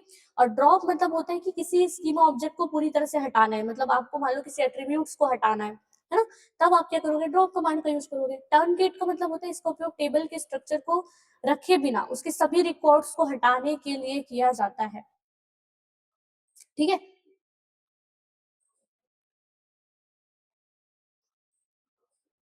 रिकॉर्ड्स को अगर आपको हटाना है, ठीक है, सभी रिकॉर्ड्स को हटाना है, तब आप टर्नगेट कमांड का यूज करोगे। ये सारी कमांड्स मैं अभी लगा के आपको दिखाऊंगी, बस अभी आप थोड़ा सा देखो, सुनो, पढ़ो, ठीक। दूसरा है रीनेम। इसका उपयोग टेबल का नाम बदलने के लिए किया जाता है। पहले आप स्टूडेंट नाम का बनाए थे, आपको स्टूडेंट्स नाम का बनाना है, तब आप यूज कर सकते हैं। डेटा कंट्रोल लैंग्वेज, मैंने बताया था कि डीडीएल का वह भाग जो परमिशन या प्रिविलेजेस को निर्धारित करता है उसको डीसीएल बोलता है। प्रिविलेजेस या एक्सेस का परमिशन देगा, कंट्रोल करेगा ये। जैसे ग्रांट, दूसरों को टेबल पर काम करने की परमिशन अगर आप देना चाहते हैं तो ग्रांट दीजिए। रिवोक मतलब जो भी आप एक्सेस दिए थे, जो भी ऑथराइजेशन दिए थे, है ना, उसको आप लेना चाहते हो, तब उसके लिए आप रिवोक का यूज करोगे। तो ये 2 कमांड यूज होते हैं, ठीक। अब यहाँ पर डीडीएल कमांड्स हम लोग लाइन से पढ़ते हैं, उनके सिंटेक्स और एग्जाम्पल के साथ में, ठीक है। तो मैंने बता दिया है कि स्ट्रक्चर बनाने के लिए आप यूज करोगे, और ये जो कमांड है वो क्या करेंगे, डेटा की डिक्शनरी को बार बार जाके अपडेट करेंगे जिसमें डेटा के इन्फॉर्मेशन लिखे होंगे, ठीक है। तो क्रिएट कमांड, तो इसका यूज जब भी आपको डेटाबेस में एक नया टेबल बनाना होगा तब आप क्रिएट कमांड का यूज करोगे, ठीक है। अगर आपको डेटाबेस बनाना है तो आपको लिखना होगा क्रिएट, और यहाँ पर डेटाबेस नेम, जो भी डेटाबेस करके यहाँ पर डेटाबेस, उसके बाद लिखना होगा डेटाबेस का नेम। तो जो चीजें टेबल के लिए है ना, वैसे ही कमांड ज्यादातर डेटाबेस के लिए भी होता है, ठीक है। तो टेबल कैसे क्रिएट करना है, तो ये है सिंटेक्स। पहले यूज करना क्रिएट, उसके बाद टेबल, ये दोनों कीवर्ड है, ये रखना पड़ेगा। उसके बाद जो भी आप टेबल का नाम बनाना चाहते हैं वो टेबल का नाम रख दीजिए। उसके बाद आप राउंड ब्रैकेट के अंदर पहले कॉलम का नाम, पहले एट्रीब्यूट का टाइप बताइए, पहले टाइप बताना, ठीक है। उसके बाद क्या करना, उसमें अगर कोई कंस्टेंट अगर आप लगाना चाहते हैं तो वो कंस्टेंट बता सकते हो। उसके बाद दूसरा कॉलम रखना, उसका डेटा टाइप बताना, फिर उसकी कंस्टेंट बताना, ऐसे ऐसे ऐसे आप कर सकते हो। और जिसको भी आप प्राइमरी की बनाना चाहते हो दोस्तों, क्योंकि हर टेबल में एक प्राइमरी की होता है, मैंने बताया। तो प्राइमरी की बनाने का तरीका है कि आप पहले प्राइमरी की लिखो, ये कीवर्ड है, प्राइमरी की कीवर्ड रखो, और उसके बाद जिस भी कॉलम को आप प्राइमरी की बनाना चाहते हो उस कॉलम को इसके अंदर पास कर दो, बस। ये बन जाएगा एक टेबल। कैसे बनेगा, मैं एक एग्जांपल से बताती हूँ। मेरे को स्टूडेंट नाम का टेबल बनाना है, कैसे बनाऊंगी, पहले लिखूंगी क्रिएट टेबल, उसके बाद टेबल नेम में रखूंगी स्टूडेंट। अब स्टूडेंट में सबसे पहले मैं रखूंगी क्या, एट्रीब्यूट का नाम, रोल नंबर, किस टाइप का होना चाहिए वो दूंगी, इंटीजर टाइप का, और मैं बताऊंगी ये जो है ये मेरा प्राइमरी की है, ठीक है। तो ये क्या था, ये था क्या, कॉलम का नेम, ये था डेटा टाइप, और ये था कांस्टेंट, ठीक है। इस तरफ से मैंने कंस्टेंट लगा दिया। अब दूसरा जो मेरा एट्रीब्यूट होगा वो होगा नेम, और नेम जो होता है वो वेर के रखिए। अब कैर और वेर के क्या होता है मैं आपको बताऊंगी, ठीक है। पर कैरेक्टर को रखने के लिए आप इसका यूज करते हैं। अब मैंने 50 दिया है, मतलब कि अंडर 50 मैं यहाँ पर कैरेक्टर रख सकती हूँ, 50 से ज्यादा नहीं। और यहाँ पर मैं एक कंस्टेंट देती हूँ नॉट नल, कि इसकी वैल्यू नल ना रहे, कुछ ना कुछ आपको देना है, ठीक, मैंडेटरी टाइप का। उसके बाद तीसरा जो है वो मैं देती हूँ सिटी, और इसको मैं वेर का टाइप कर रखती हूँ और बोल रही हूँ इसकी साइज 30 होनी चाहिए। 30 आप कैरेक्टर रख सकते हो किसी सिटी के नाम को रखने के लिए, उससे ज्यादा नहीं। ठीक, इसके बाद आपको क्या करना है, ये राउंड ब्रैकेट को बंद कर देना और जरूर से आप लास्ट में इस सेमीकोलन लगाना नहीं भूलना है। ठीक, तो सिंटेक्स आप समझ गए। सबसे पहले आप लिखोगे क्रिएट, फिर टेबल, उसके बाद टेबल का नाम, उसके बाद कर्ली ब्रैकेट, राउंड ब्रैकेट के अंदर सबसे पहले आप एट्रीब्यूट का नाम रखोगे। एट्रीब्यूट के नाम रखने के बाद, एट्रीब्यूट रखने के बाद यहाँ पर आप कॉमा वॉमा नहीं करना भैया, डेटा टाइप रखना, किस टाइप का डेटा होना चाहिए वो जो एट्रीब्यूट है वो। और क्या कुछ कंस्ट्रेंट देना चाहते हो तो कंस्ट्रेंट यहीं पर दे सकते हो, नहीं देना चाहोगे ये ऑप्शनल रहता है। ठीक है, टोटली। पर ये दोनों चीजें आपको देनी पड़ती है, कॉलम का नेम और उसका टाइप। ठीक है, अब हम लोग करते हैं अल्टर। ठीक, आपको कोई कॉलम ऐड करना है तब आप अल्टर कमांड यूज, पहले से मौजूद टेबल के स्ट्रक्चर को मॉडिफाई करने के लिए आप अल्टर लगा सकते हैं। जैसे इसका सिंटेक्स है अल्टर टेबल, उसके बाद टेबल का नेम लिखना, उसके बाद अगर कुछ ऐड करना है तो लिखना ऐड, उसके बाद जो नया कॉलम आप ऐड करना चाहते हो वो कॉलम नेम और उसका डेटा टाइप। अगर कंस्टेंट रखना चाहते हो तो इसमें कंस्टेंट। ठीक है, एक एग्जांपल में करके दिखाती हूँ। स्टूडेंट में ही मैं ईमेल भी रखना चाहती हूँ, स्टूडेंट का ईमेल भी रखना चाहती हूँ, मेरे को क्या लिखना पड़ेगा, लेकिन अल्टर वही होगा ना जो टेबल पहले से मौजूद हो। ठीक, तो अल्टर टेबल, उसके बाद टेबल नेम, उसके बाद मैं लिखूंगी ऐड। ऐड क्या करना है मुझे, ईमेल, ईमेल मैं रख दी, और ईमेल का मैंने बताया यहाँ पर डेटा टाइप, और यहाँ पर मैं बोली अंडर 100 मुझे रखना है ये। तो इस तरह से अब करेंगे ना, तो पहले जो था कौन कौन सा यहाँ पर था एट्रीब्यूट, पहले था रोल नंबर, नेम और सिटी, अब एक और एट्रीब्यूट ऐड हो जाएगा और जिसका नाम क्या रहेगा, ईमेल। ठीक है, और आप क्या कर सकते हो यहाँ, ऐड एट्रीब्यूट कॉलम, जो कि मैंने अभी करके दिखाया कि आप किसी एक एट्रीब्यूट को ऐड करना चाहते हो। अगर आपको रिमूव करना है एट्रीब्यूट तो आपको लिखना पड़ेगा यहाँ पर ड्रॉप, अल्टर टेबल स्टूडेंट, और किसी कॉलम को हटाना है तो लिखना है ड्रॉप। ठीक है, एक होता है ड्रॉप, एक होता है डिलीट। डिलीट क्या करता है, रिकॉर्ड को डिलीट कर देता है, और ड्रॉप क्या करता है, उस टेबल के एट्रीब्यूट को डिलीट कर देता है। ठीक, एट्रीब्यूट मतलब उसका फील्ड नेम। तो ड्रॉप करके कॉलम लिख दिया, कॉलम जिसको भी करना है उसका नाम लिख दो, उस एट्रीब्यूट का नाम रख दो। ठीक है, ड्रॉप के बाद तो यहाँ पर मैं कर रही हूँ कॉलम ईमेल, तो अब क्या हो जाएगा, ईमेल हट जाएगा। क्या लिखना है, अल्टर टेबल, टेबल नेम, उसके बाद ड्रॉप कॉलम, उसके बाद में जिस भी कॉलम को, जिस भी एट्रीब्यूट को आप करना चाहते हो डिलीट, उसका नाम। अगर आपको प्राइमरी की ऐड करना है तब आपको क्या करना पड़ेगा, alter table student add primary की, प्राइमरी की के बाद यहाँ पर उसका एट्रीब्यूट का नाम दे देना बस। तो वो जो है रोल नंबर जो है वो प्राइमरी की बन जाएगा। अगर प्राइमरी की रिमूव करना है तो same alter table student, remove करना है तो ड्रॉप, क्या रिमूव करना है, प्राइमरी की, तो ये प्राइमरी की यहाँ से रिमूव हो जाएगा। ठीक, तो ये था कुछ अल्टर कमांड्स, इस तरह से आप लगा सकते हो। अब ड्रॉप कैसे लगाओगे, ड्रॉप तो मैं अभी लगा के आपको दिखा दी ऑल दो। अब ये क्या करते हैं ना, डेटाबेस के से टेबल और उसके पूरे डेटा को पूरी तरह से हटा देगा, डिलीट कर देगा। उस एट्रीब्यूट को लगाओगे आप, वो एट्रीब्यूट पूरे टेबल डिलीट हो जाएगा, और ड्रॉप के साथ अगर आप टेबल नेम बस दे दिए ना दोस्तों, वो पूरा टेबल डिलीट कर देगा। ठीक, जैसे अगर आपको टेबल डिलीट करना है ना, आप इस तरह से लगा सकते हो, ड्रॉप टेबल, उसके बाद यहाँ टेबल नेम। तो ड्रॉप टेबल कीवर्ड है सेम रहेंगे, और टेबल नेम स्टूडेंट था जैसे, तो स्टूडेंट लगा दिए ना। अब ये तीनों यहाँ से मतलब जब कमांड लगेगा तो ये स्टूडेंट नाम का जो टेबल आप ऊपर बनाए थे वो स्टूडेंट नाम का टेबल डेटा रिपोजिटरी से डिलीट हो जाएगा। ठीक है, वैसे ये है इजी, आपको बहुत ज्यादा इसमें, जैसे मैं बोली थी कि प्रोग्रामिंग जब आप पाइथन की करेंगे तो आपको बार बार इसकी प्रैक्टिस करनी पड़ेगी, प्रोग्रामिंग लैंग्वेज को चला चला के देखना पड़ेगा। पर मुझे नहीं लगता कि डेटाबेस में वो सब करने की जरूरत है। आपको ना सिंटेक्स आपको अच्छे से याद रहने चाहिए, सिंटेक्स अगर अच्छे से याद है ना तो फिर आप उसके एग्जाम्पल्स आराम से लिख लेंगे। ठीक है, तो इसके लिए दोस्तों बस आप क्या करना, राइटिंग प्रैक्टिस करना। आप जब इन कॉन्सेप्ट को पढ़ोगे तो साथ के साथ सिंटेक्स को और एग्जाम्पल को लिखते चलना, और एग्जाम में भी अगर इस तरह से डीडीएल का कमांड पूछा तो जब आप बताएंगे, अगर वो 4 मार्क्स का है तो कम से कम सिंटेक्स तो एटलीस्ट बता सकते हैं दोस्तों। एग्जाम्पल के लिए हो सकता है हमारे पास टाइम ना हो, लेकिन अगर हम ड्रॉप कमांड के बारे में बता रहे हैं तो उसका एटलीस्ट सिंटेक्स एक लाइन का तो हम बता ही सकते हैं।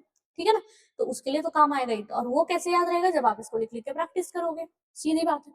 ठीक, अब टर्नकिट कैसे काम करता है, टेबल के स्ट्रक्चर को सुरक्षित रखते हुए उसके अंदर के सभी रिकॉर्ड को एक साथ डिलीट करना।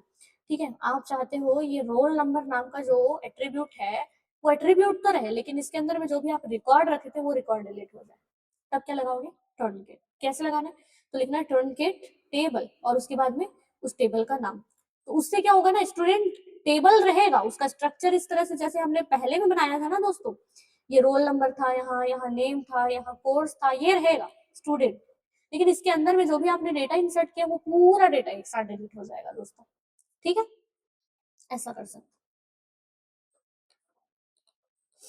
तो इसके अगर हम लोग बात करें तो क्रिएट का यूज क्यों करते हैं, जब हमको नया टेबल बनाना होता है। ठीक है, अल्टर को जब हमको स्ट्रक्चर में बदलाव करना है तब, ड्रॉप टेबल को पूरी तरह से हटाना है या किसी कॉलम को एट्रीब्यूट को हटाना है तब, टर्नकेट हम चाहते हैं कि पूरा डेटा डिलीट हो जाए तो टर्नकेट लगा सकते हैं। ठीक है, इन सभी का यूजेस बहुत सारे एग्जाम्पल्स मैंने रखे हैं, मेरे साथ जुड़े रहिए, आपको देखिएगा बहुत सारे एग्जाम्पल। ठीक है, नीचे अभी तो मैं इनके बारे में डेफिनेशन बता रही हूँ बस। तो किस डीडीएल कमांड का उपयोग टेबल के सभी रिकॉर्ड्स को हटाने के लिए किया जाता है, सभी रिकॉर्ड बोला ना, रिकॉर्ड को हटाना है तो हम लोग टर्नकेट लगाएंगे। टेबल में एक नया कॉलम जोड़ने के लिए, जोड़ना है, कुछ मॉडिफाई करना है, अल्टर करना है ना, तो अल्टर तो करेंगे लेकिन ऐड के साथ। ठीक है, विद अल्टर बोला है ना, ऐड करेंगे लेकिन अल्टर के साथ, अपडेट वपडेट नहीं करना, इंसर्ट विंसर्ट नहीं करना। ठीक है, क्या करना आप, ऐड अल्टर के साथ। ड्रॉप टेबल कमांड के बाद क्या हम डेटा रिकवर कर सकते हैं, एक बार ड्रॉप लगाए, टेबल हमने वो किया और वो डिलीट हो गया, डिलीट हो गया, सब हट गया स्ट्रक्चर से, वो चीजें हट गई दोस्तों, अब आप उसको वापस से रिकवर नहीं कर पाएंगे। ठीक है, तो ये थे क्या डीडीएल कमांड के टाइप्स। ठीक है, डीडीएल बस था, डीएमएल वगैरह मैंने नीचे बताया। तो यहाँ पर डेटा टाइप्स इसलिए बता रही हूँ क्योंकि हमने जो यहाँ पर अलग अलग टेबल बनाए हैं ना, यहाँ पर डेटा टाइप्स आ रहे हैं बार बार, तो वेर वेर केयर ये सब क्या है, इसलिए मैंने पहले डेटा टाइप्स को बताना ज्यादा सही मुझे लगा, तो मैं डेटा टाइप बता रही हूँ, उसके बाद मैं डीवीएमएल वगैरह बताऊंगी। ठीक है, क्योंकि क्योंकि अभी आप यहाँ पर स्ट्रक्चर की बात कर रहे हैं, और स्ट्रक्चर स्ट्रक्चर में आप क्या कर रहे हैं, डेटा टाइप का यूज कर रहे हैं, तो डेटा टाइप अब आप कंफ्यूज हो जाएंगे कि किस एट्रीब्यूट के लिए किस तरह का डेटा टाइप लगाए और उसकी क्या मीनिंग होती है, तो इसलिए मैंने ये डीडीएल के साथ बताया। ठीक है, तो सबसे पहले हम समझ जाते हैं कि डेटा टाइप क्या होता है। तो डेटा टाइप यह निर्धारित करता है कि किसी कॉलम में किस प्रकार की वैल्यू, जैसे नंबर, नेम या तारीख स्टोर की जाएगी। मतलब कॉलम है, एट्रीब्यूट है, लेकिन आपको किस तरह की वैल्यूज उस एट्रीब्यूट के साथ लगाना है, तब आप डेटा टाइप लगाओगे। सही डेटा टाइप चुनने से मेमोरी की बचत होती है। अब ये मैं ऐसा क्यों बोल रही हूँ, मैं नीचे बताऊंगी जब मैं वेर और वेर केयर का यूज करके आपको दिखाऊंगी। बहुत बार ये क्वेश्चन वेर और वेर केयर से पूछता है। ठीक है, केवीएस एनवीएस के एग्जाम में भी, 2023 वाले एग्जाम में शायद वैर कैर से सवाल था। ठीक है, अरे वैर नहीं, एक कैर होता है, एक कैर होता है और एक वैर कैर होता है, इन दोनों से क्वेश्चन। ठीक, तो ये जो कॉन्सेप्ट है ना, इसी पे आधारित है, मैं आपको नीचे बताऊंगी जब मैं टाइप्स बताऊंगी। पहला हम लोग पढ़ते हैं न्यूमेरिकल टाइप। न्यूमेरिकल टाइप में पहला होता है इंटीजर। आपको पता है इंटीजर में क्या क्या वैल्यूज होती है, तो इंटीजर में बिना दशमलव वाली वैल्यूज होती है। ठीक है, अगर आपको क्या करना हो, जीरो स्टोर करना हो या कुछ नेगेटिव वैल्यू या पॉजिटिव वैल्यू स्टोर करना हो, तब आप क्या कर सकते हो, इंटीजर का यूज कर सकते हो, लेकिन वो पॉइंट वाले नहीं होने चाहिए। ठीक, तो जैसे रोल नंबर में ये चीजें होती है ज्यादा की पूरा नंबर नंबर रहे, एज जैसे रहता है नंबर, सैलरी नंबर्स में रहता है जिसमें पॉइंट नहीं होता, उसमें आप यूज करते हैं। फ्लोट, जहां पर आपको अब डेसिमल वाली संख्याएं रखनी हो, तब आप यहाँ पर कर सकते हो। और आप ना प्रिसाइज भी कर सकते हो कि कितने अंक तक के आपको डेसिमल चाहिए, आप वो भी लिख सकते हो। ठीक है, जैसे परसेंटेज या प्राइस वगैरह नाम का एट्रीब्यूट है, फ्लोट लगा लो। अब ना दूसरा हो जाता है कैरेक्टर या स्ट्रिंग टाइप। अब कैरेक्टर टाइप में पहला जो होता है वो कैर होता है। कैर मतलब यह फिक्स लेंथ होता है, फिक्स लेंथ स्ट्रिंग है। यदि आप कैर में 10 दे देते हैं तो ये एबीसी स्टोर करते हैं तो भी यहाँ पूरी 10 बाइट्स की मेमोरी लगेगी। देखो, एक कैरेक्टर के लिए 1 बाइट लगता है, यहाँ पर केवल 3 कैरेक्टर है दोस्तों, 3 बाइट ही लगेगा। लेकिन बाकी उन 7 का क्या, जो मैंने यहाँ इस कैर को एलोकेट कर दिया, वो सारा वेस्ट है। ठीक है, तो ये ये परेशानी होती है हमारे साथ, यहाँ पर जो है हमारे मेमोरी का वेस्टेज हो जाता है। ठीक है, 0 से 255 कैरेक्टर्स आप रख सकते हैं इसमें। ठीक, लेकिन वेर केयर कैसे काम करता है, यहाँ वेरिएबल लेंथ स्ट्रिंग होता है। यदि आप वेर केयर 10 में एबीसी को स्टोर करोगे ना, तो ये केवल 3 बाइट्स की मेमोरी लेगा, बाकी जो 7 बाइट्स है उसका यूज आप दूसरे डेटा को स्टोर करने के लिए कर सकते हैं। और ये जो है 0 से 65,535 कैरेक्टर्स लेता है। ये कैरेक्टर भी आपको याद रखना पड़ेगा। कैरेक्टर जो है वो 0 से 255, मतलब 256 टोटल होते हैं कैरेक्टर। ठीक है, और ये होता है 0 से 65,536, इतने जो होते हैं वो कैरेक्टर आप रख सकते हैं वेर केयर में। ठीक है, ये नीचे और एग्जांपल्स में बताऊंगी। 4 मार्क्स क्वेश्चन में मैंने रेयर रखा है क्योंकि question important. Date and time types, अब ये क्या होता है, पहला डेट, इसका उपयोग तारीख स्टोर करने के लिए करेंगे। आपको पता चला डेट लिखा है, माइस्कल में इसका स्टैंडर्ड जो फॉर्मेट होगा, पहले आप ईयर लिखोगे, फिर मंथ लिखोगे, फिर डेट। हम लोग मेनली ना पहले डेट लिखते हैं, फिर मंथ लिखते हैं, फिर ईयर लिखते हैं। तो आपको ये फॉर्मेट याद रखना है, पहले ईयर रखो, फिर मंथ, फिर डेट, ठीक है, इस तरह से। एग्जाम्पल मैंने यहाँ पर एक करके दिखा दिया ऑल्दो, क्योंकि ये डेटा टाइप्स मैं यहाँ पर पढ़ा रही थी, तो मैं एक एम्प्लॉय नाम का टेबल बना रही हूँ, जिसमें मैं पहले एट्रीब्यूट नाम रखी हूँ एम्प्लॉय आईडी, फिर उसका डेटा टाइप बताई हूँ इंटीजर। अब इंटीजर बताई हूँ तो इसमें केवल नंबर्स आ सकते हैं, ठीक है, वो भी पॉजिटिव, वो भी विदाउट डेसिमल वाले, ठीक है, विदाउट डेसिमल वाले दोस्तों। चलो, और उसके बाद मैंने एक रखा है एम्प्लॉय नेम। नेम में क्या है, वेरकेयर मैंने रख दिया है 50, ठीक है, तो जितना कैरेक्टर आप नेम के लिए देंगे उतना ही कैरेक्टर वो रखेगा, बाकी का मेमोरी फ्री रहेगा, कुछ और रखेगा। फिर मैंने जेंडर के लिए एक कैरेक्टर दे दिया है 1। उसके बाद सैलरी के लिए मैंने फ्लोट दे दिया, आप डेसिमल वैल्यू रख लो। डेट ऑफ बर्थ के लिए मैंने डेट टाइप रख दिया, पहले आप ईयर लिखोगे, फिर मंथ लिखोगे, फिर डे। तो इस तरह से आप एक एग्जाम्पल बता सकते हैं अगर वो डेटा टाइप्स पूछा तो, ठीक है जी। वही मैं वेर केयर और वेर के बारे में बता रही, केयर के बारे में बता रही थी, पता नहीं मुझे वेर वेर में क्यों बोल रही। तो देखो, कैरेक्टर में यहाँ मैंने 10 रखा है, ठीक है, तो 10 रखा है और मुझे एसक्यूएल नाम का वर्ड रखना है, तो यहाँ पर क्या होगा, 10 जो अलग अलग बाइट हैं ये इसको भी एलोकेट होंगे और इसको भी एलोकेट होंगे, लेकिन ये जितना आप यहाँ पर कैरेक्टर रखोगे ना उतना तो रहेगा ही, लेकिन जितना आपने एलोकेट किया है वो भी यहाँ पर रिजर्व रहेगा। मतलब ये 10 बाइट तो लेगा ही, चाहे आप यहाँ पर अगर आपने बता दिया कि इसकी साइज 10 है इस कैरेक्टर की, तो आप एक भी कैरेक्टर रखोगे इसके अंदर दोस्तों, तब भी वो 9 का 9 बाइट यहाँ पर इसको मिलेगा ही, इस कैर को मिलेगा ही। लेकिन वेर केयर में जब आप 10 साइज पहले से बता दिए कि इसकी साइज 10 रहेगी और इसमें केवल आपने 3 अलग अलग कैरेक्टर रखे, 3 बाइट्स आपने यूज किया, तो बाकी जो 7 बाइट्स है ना वो फ्री है, बस ये 3 बाइट्स ही यहाँ पर एलोकेट हुए हैं इस एसक्यूएल को, ठीक है, ऐसे काम करता है दोनों। तो अब अगर चीजें समझ में आ गई होंगी तो ये देखो, कैर 20 कैर लगा है, तो एच कितना ही कुछ भी वर्ड लिखो भैया, ये तो लेगा कितना, 20 बाइट से लेगा, हम आगे पढ़ेंगे। तो 10.50, ठीक है, जैसे स्टोर करना है, इसको स्टोर करना है, फ्लोट लगाओ क्योंकि फ्लोट वैल्यू। अब ये जो है ये क्या है, डेट, क्योंकि इसमें डेट दिया हुआ है तो ये डेट टाइप का उदाहरण। अब यहाँ पर अगर आपको, आपने टेबल तो बना दिया, आपने डीडीएल कमांड का यूज करके क्या कर दिया, एक टेबल जो है वो क्रिएट कर लिया। अब आपको देखना पड़ेगा ना कि स्ट्रक्चर बना है नहीं बना है, कैसे स्ट्रक्चर बना है, तो उसको देखने के लिए आप क्या कर सकते हो, डिस्प्ले का यूज कर सकते हो। तो वही मैं बता रही हूँ कैसे आप टेबल्स को देख सकते हो।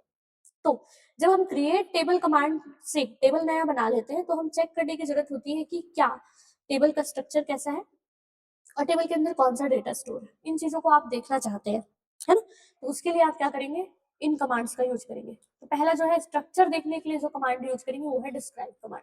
तो यदि आप यह देखना चाहते हैं कि टेबल में कौन सा कॉलम है और रोल नंबर प्राइमरी की लगी है, रोल नंबर पर प्राइमरी की लगी है या नहीं, मतलब किसी एट्रीब्यूट पर किसी टेबल पर प्राइमरी की लगी है या नहीं, वो देखना है। तब उसके लिए आप या तो DESC कमांड या तो डिस्क्राइब कमांड का यूज कर सकते हैं। सिंटेक्स कैसा रहेगा, बस आपको लिखना है डिस्क्राइब और टेबल का नाम, दैट्स इट। यहाँ पर आप डिस्क्राइब टेबल टेबल नेम मत रख देना, समझ रहे हो मैं क्या बोल रही हूँ, है ना, क्योंकि ऊपर में हम वही उसी तरह का ही काम कर रहे थे ना, तो आप इस तरह से मत लिखना कि डिस्क्राइब फिर टेबल और फिर आप यहाँ पर लिख दिए क्या स्टूडेंट, तो ये गलत हो जाएगा। आपको ये नहीं लिखना, आपको लिखना है डिस्क्राइब और यहाँ पर सीधा स्टूडेंट, इस तरह से लिखना, ठीक है। और या तो आप डिस्क्राइब नहीं लिखना चाहते तो DESC लिख सकते हैं इस तरह। तो जब आप ऊपर जो आप बनाए थे ना, बस उसी का ही मैं एग्जांपल बता रही हूँ जिसमें आप 3 अलग अलग एट्रीब्यूट रखे थे। तो जब आप DESC स्टूडेंट कर देंगे तो ये आउटपुट दिखेगा, कैसे दिखेगा, सबसे पहले फील्ड, उसमें पहले टाइप रहेगा, फिर नल, फिर की, फिर डिफॉल्ट, फिर एक्स्ट्रा। फिर यहाँ पर फील्ड में रहेगा रोल नंबर, टाइप में रहेगा इंटीजर, नल नहीं रहना चाहिए क्योंकि ये प्राइमरी की हमने बना दिया था। की हम बोल रहे हैं यहाँ पर ये प्राइमरी की है और डिफॉल्ट बोल रहे हैं नल, कुछ भी डिफॉल्ट नहीं देना। वैसे ही सेकंड फील्ड नेम आ जाएगा जिसका टाइप वेर कर दिया, इस तरह से दिख जाएगा, ठीक है। सेकंड है, अगर रिकॉर्ड को देखना है तब आप लोग क्या यूज करोगे, सिलेक्ट कमांड के साथ में लगाओगे, ठीक है। कैसे, टेबल के अंदर मौजूद रोज या डेटा को देखने के लिए सिलेक्ट कमांड का उपयोग करता है। तो कैसे लगाएंगे सिंटेक्स, सिलेक्ट एस्ट्रिक। अब ये सिलेक्ट कमांड जो है ना, ये किस तरह का कमांड है, डीएमएल है, मैं ये पढ़ाऊंगी आपको इसके नीचे, डीएमएल कमांड ही पढ़ाऊंगी, ठीक है। कई बार ऐसे पूछता है सिलेक्ट किस तरह का कमांड है, डीएमएल कमांड। तो क्या लिखना है, select asterisk from table name, ठीक। तो पहले लिखना है सिलेक्ट एस्ट्रिक फ्रॉम, बस आप इतना लिख देंगे और उसके बाद टेबल नेम लिख देंगे ना, तो वो पूरा टेबल आपको दिखेगा। जैसे मैं सिलेक्ट एस्ट्रिक फ्रॉम स्टूडेंट कर दूंगी ना, तो यहाँ पर एस्ट्रिक का मतलब ये होता है कि ये सब चीज दिखाएगा, पूरा कॉलम दिखा देगा, ठीक। अगर स्पेसिफिक चाहिए ना, तब आपको एस्ट्रिक नहीं लिखना है, हम फिर वहां पर स्पेसिफिक लिख के दिखाएंगे, ठीक। तो अभी तो मुझे पूरा चाहिए, तो मैं लिख रही हूँ सिलेक्ट एस्ट्रिक फ्रॉम, और लास्ट में मैं टेबल नेम लिख देती हूँ स्टूडेंट, पूरे स्टूडेंट का टेबल मुझे विजिबल हो जाएगा। और अगर आपको ना डेटाबेस में सभी टेबल्स को देखना है, पूरा टेबल जितने भी टेबल है, तो आप केवल लगा दो सो टेबल, सो और उसके बाद टेबल्स, बस यही लगाना है ना, कुछ भी नहीं देना, एज इट इज लिखना है सो टेबल्स। जितने भी टेबल्स बने हुए होंगे ना, वो सारे टेबल आपको दिख जाएंगे, ठीक है दोस्तों। चलो, तो मेनली यहाँ पर क्या हुआ कि अगर आपको टेबल के स्ट्रक्चर को देखना था, तब आप क्या किए, डीईएससी या फिर डिस्क्राइब टेबल नेम इस तरह से लिखे, जो कि डीडीएल कमांड है। और अगर आपको टेबल के डेटा को देखना था, मतलब उसके रिकॉर्ड्स को भी देखना था और उसके स्ट्रक्चर दोनों एक साथ दिखते हैं इसमें, है ना, तब आप लगाते थे सिलेक्ट एक्सट्रैक्ट फ्रॉम करके यहाँ टेबल नेम लेते थे, ठीक है। तो ये डीएमएल का कमांड है, क्योंकि यहाँ सेलेक्ट का यूज हुआ है, और ये क्या करेगा, पूरे रिकॉर्ड को दिखाएगा। और पूरे टेबल को देखना है तो आपको बस लिखना है सो टेबल्स, टेबल मत लिखना, टेबल्स लिखना। तो ये जो है जितने भी टेबल्स बने हुए होंगे, वो सारे टेबल्स आपको दिख जाएंगे, ठीक है। तो यहाँ पर अब ऊपर की चीजें अगर समझ में आई होंगी, तो उनसे रिलेटेड मैंने कुछ एमसीक्यू रखे। देख पहला, तो टेबल का स्ट्रक्चर देखने के लिए कौन सा कमांड यूज करते हैं, स्ट्रक्चर देखना है, स्ट्रक्चर देखना है तो डिस्क्राइब या फिर डीईएससी टेबल नेम। तो कहां पर है, देखो डिस्क्राइब और यहाँ पर टेबल नेम, तो यही जो है आंसर हो जाएगा। एस्ट्रिक का मतलब क्या है, सभी कॉलम्स, सभी कॉलम्स दिखेंगे इसमें, ठीक है। तो दोस्तों मेरे चैनल को जरूर से सब्सक्राइब करिएगा, इस वीडियो को दोस्तों के साथ शेयर जरूर करिए, ठीक। अब इसके बाद ना यहाँ पर डीएमएल कमांड पढ़ाती हूँ, मैं केवल कमांड तक ही पढ़ाऊंगी, फिर आगे का जो भी कॉन्सेप्ट है ना, वो हम लोग नेक्स्ट क्लास में देखेंगे दोस्तों, ठीक है। मैं डीएमएल तक ही पढ़ाती हूँ बस इसमें, उसके बाद काफी टाइम तो मुझे लग रहा है लग जाएगा वीडियो में, मतलब 2 घंटे के आसपास तो ये वीडियो बनेगा। DML command, M for manipulation, आपको समझ में आ गया, जब भी आपको मैनिपुलेट करना हो, चीजें इधर उधर करनी हो, कुछ नया क्रिएट मतलब रिकॉर्ड इंसर्ट करना हो, डिलीट करना हो, या फिर और कुछ उसमें ऑपरेशन परफॉर्म करना हो, तब आप मैनिपुलेशन वाले कमांड्स यूज करेंगे, है ना। तो डीएमएल एक ऐसी लैंग्वेज है जो यूजर को डेटा एक्सेस करने में या डेटा को मैनिपुलेट करने में सक्षम बनाती है। इन लैंग्वेज का यूज करके आप ये काम कर सकते हैं। जहां डीडीएल कमांड स्ट्रक्चर बनाता है, वही डीएमएल कमांड जो स्ट्रक्चर में मौजूद डेटा या रिकॉर्ड है ना, उसमें ऑपरेशन करने की सुविधा आपको देता है, ठीक है। तो यह रिलेशनल अलजेब्रा और टपल रिलेशनल कैलकुलस पर आधारित है। रिलेशनल अलजेब्रा और रिलेशनल कैलकुलस क्या होता है, ये हमारे सिलेबस में नहीं दिया है, तो मैंने ये डिटेल नहीं डाला है, ठीक है, पर ये यहाँ पर काम आता है, ये आपको याद रखना। तो डेटा मैनिपुलेशन का अर्थ है क्या क्या होगा इसमें, क्या क्या काम कर पाएंगे, आप रिट्रीव कर सकते हैं डेटाबेस में जो भी चीजें आपने स्टोर की है, उन चीजों को आप एक्सेस करना चाहते हैं, उन जानकारी को खोजना चाहते हैं, रिट्रीव करना चाहते हैं, आप यूज कर सकते हैं डीएमएल। इंसर्शन, जब भी आपको नया डेटाबेस आपने बनाया, उसमें कुछ रिकॉर्ड्स एंटर करने हैं, इंसर्ट कमांड। कुछ रिकॉर्ड्स जो है पहले वाले, उनको आपको हटाना है, उन रिकॉर्ड्स को, तो आप डिलीशन। मॉडिफिकेशन, पहले से मौजूद डेटा को चेंज करना है, अपडेट करना है, उसकी जगह कुछ और डालना है, तो बस आप ये अपडेशन के लिए भी मैनिपुलेशन डीएमएल कमांड्स का यूज कर सकते हैं, ठीक है। तो डीएमएल कमांड्स भी मेनली दो तरह के होते हैं, एक तो होता है प्रोसीजरल और एक होता है नॉन प्रोसीजरल। प्रोसीजरल मतलब इसमें यूजर को यह बताना होता है कि कौन सा डेटा चाहिए और कैसे प्राप्त करना है, दो चीजें, ठीक। क्या क्या बताओगे, कौन सा डेटा चाहिए पहले तो, डेटा, और उस डेटा पर कैसे ऑपरेशन परफॉर्म करना है, ये दोनों चीजें बताओ, तब वो प्रोसीजरल है। हाउ, जहां पर आप प्रोसीजर की बात कर दो वो प्रोसीजरल। नॉन प्रोसीजरल, इसमें यूजर केवल यह बताता है कि कौन सा डेटा चाहिए, यह नहीं कि उसे कैसे प्राप्त कर, बस अगर आपको डेटा चाहिए, बस डेटा चाहिए, तब नॉन प्रोसीजरल हो जाता है, ठीक है। एसक्यूएल जो होता है ये नॉन प्रोसीजरल लैंग्वेज है, ये याद याद रखना है आपको, ठीक है। एसक्यूएल कैसा है दोस्तों, नॉन प्रोसीजरल। कई बार एग्जाम में एमसीक्यू में पूछा जाता है। तो कुछ चीजें मैंने ना यहीं पर ऐड कर दी, मैं आपको बताते चलूंगी क्या चीज एमसीक्यू में पूछा जा सकता है। चलो कमांड्स पढ़े, सिंटेक्स और एग्जाम्पल साथ में पढ़ेंगे। तो सबसे पहले होता है इंसर्ट। तो टेबल में नया टपल जोड़ने के लिए, पहली बार आपने टेबल बनाया, अब कुछ नया, जैसे कि आपने स्टूडेंट में क्या किया था, एक बना दिया था रोल नंबर, एक था नेम और एक था सिटी, ठीक, आप ये बना दिए, चलो बन गया टेबल। लेकिन अब मुझे क्या करना है, इसमें कुछ रिकॉर्ड इंसर्ट करना है। तो इंसर्ट करने के लिए मैं करूंगी इंसर्ट इनटू का कमांड, ठीक, कैसे यूज करना है, तो लिखना है आपको इंसर्ट इनटू, उसके बाद टेबल नेम, फिर लिखना है वैल्यूज, और वैल्यूज के बाद में आपको पहले रोल नंबर अगर आपने रखा है तो पहले रोल नंबर की वैल्यू दीजिए, कॉमा। अब इसमें भी याद रखिए जो भी नंबर्स रहेंगे ना उसको आपको विदाउट कोट्स रखना है, और जो भी स्ट्रिंग या वेरकेर टाइप का आप जो डेटा दिए होंगे ना उसको आपको इस तरह से कोट्स में रखना पड़ेगा, ठीक है। चलो, तो इंसर्ट इनटू स्टूडेंट, वैल्यूज करके आप यहाँ पर पहला दे दिए रोल नंबर 101, यहाँ आ जाएगा, फिर नेम में दूसरा संदीप, यहाँ आ जाएगा, और सिटी तीसरा काइंकेर, ये यहाँ आ जाएगा।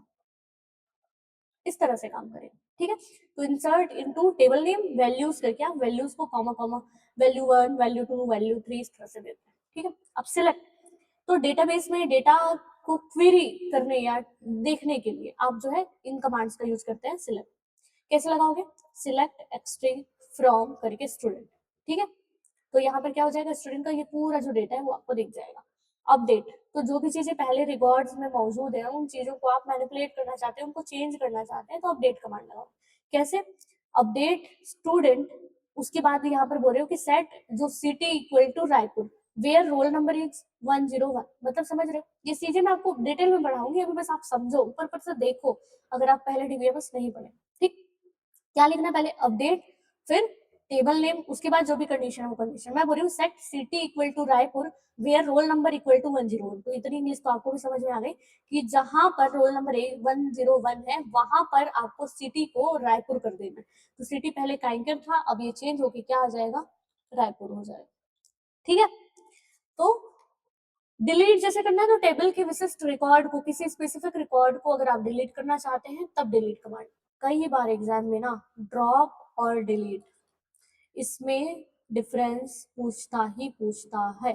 तो ड्रॉप मतलब होता है कि किसी स्ट्रक्चर को डिलीट करेगा, अगर कॉलम नेम दोगे तो कॉलम के स्ट्रक्चर को डिलीट करेगा, सीधा टेबल नेम दे दोगे तो टेबल के पूरे स्ट्रक्चर को डिलीट कर देगा, कुछ भी नहीं बचेगा, ठीक है।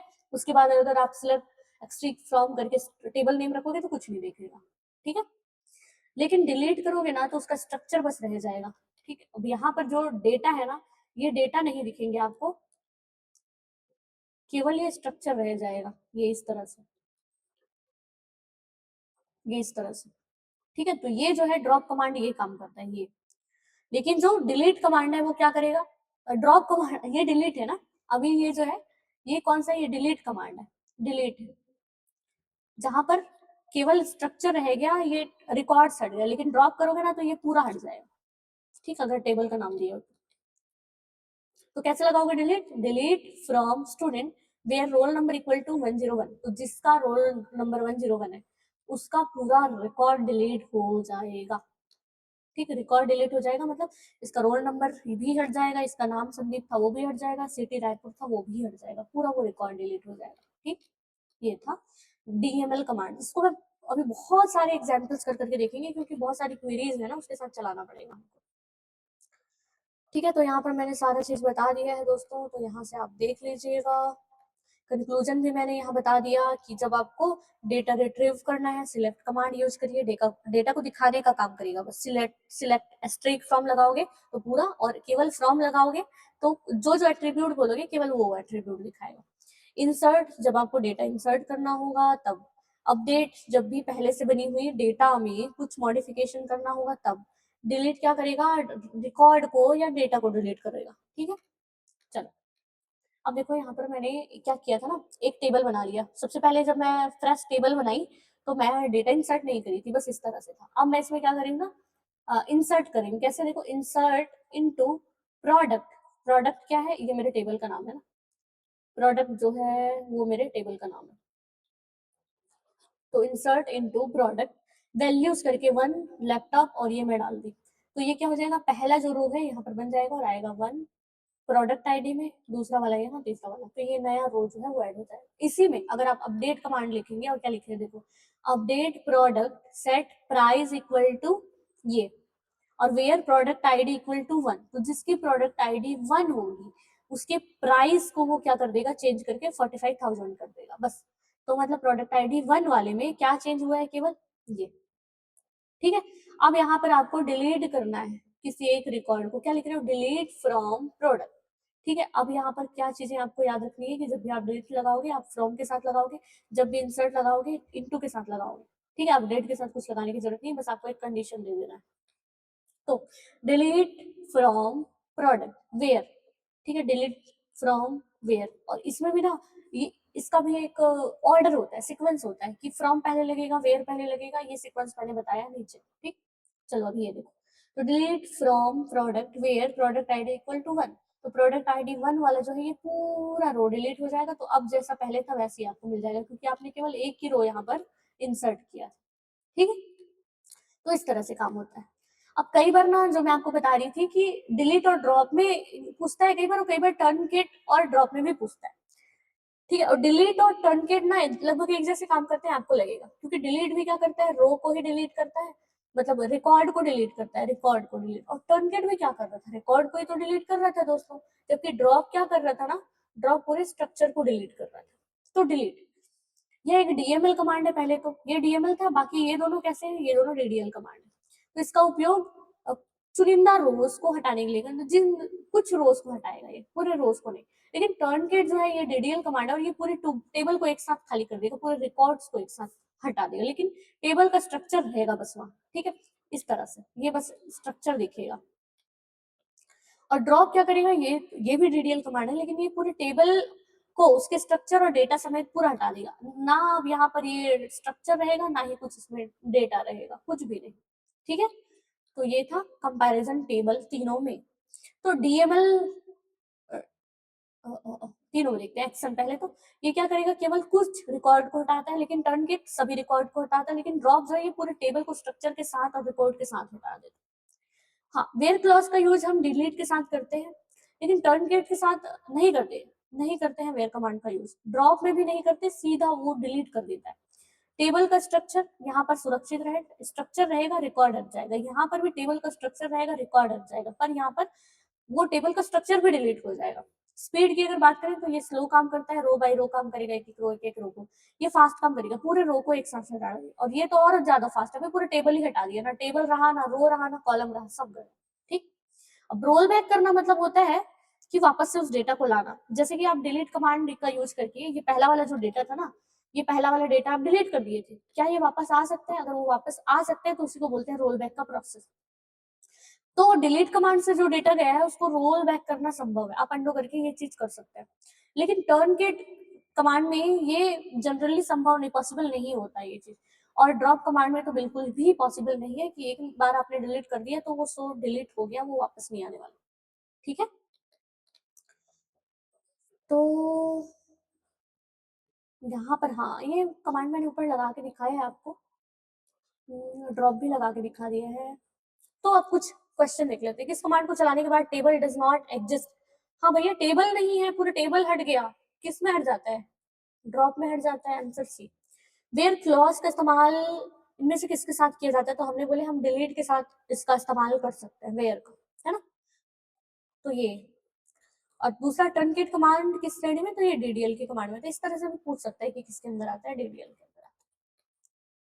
यहाँ पर देखो मैंने क्या एक बढ़िया सा एग्जाम्पल लिया है दोस्तों। इस एग्जाम्पल को देख के आपके थोड़े बहुत कॉन्सेप्ट डाउटफुल होंगे ना, पूरे क्लियर हो जाएंगे। देखो, एक टेबल है जिसमें आईडी, नेम और कोर्स है, जिसमें मैंने ये 3 अलग अलग रिकॉर्ड्स रखे हैं।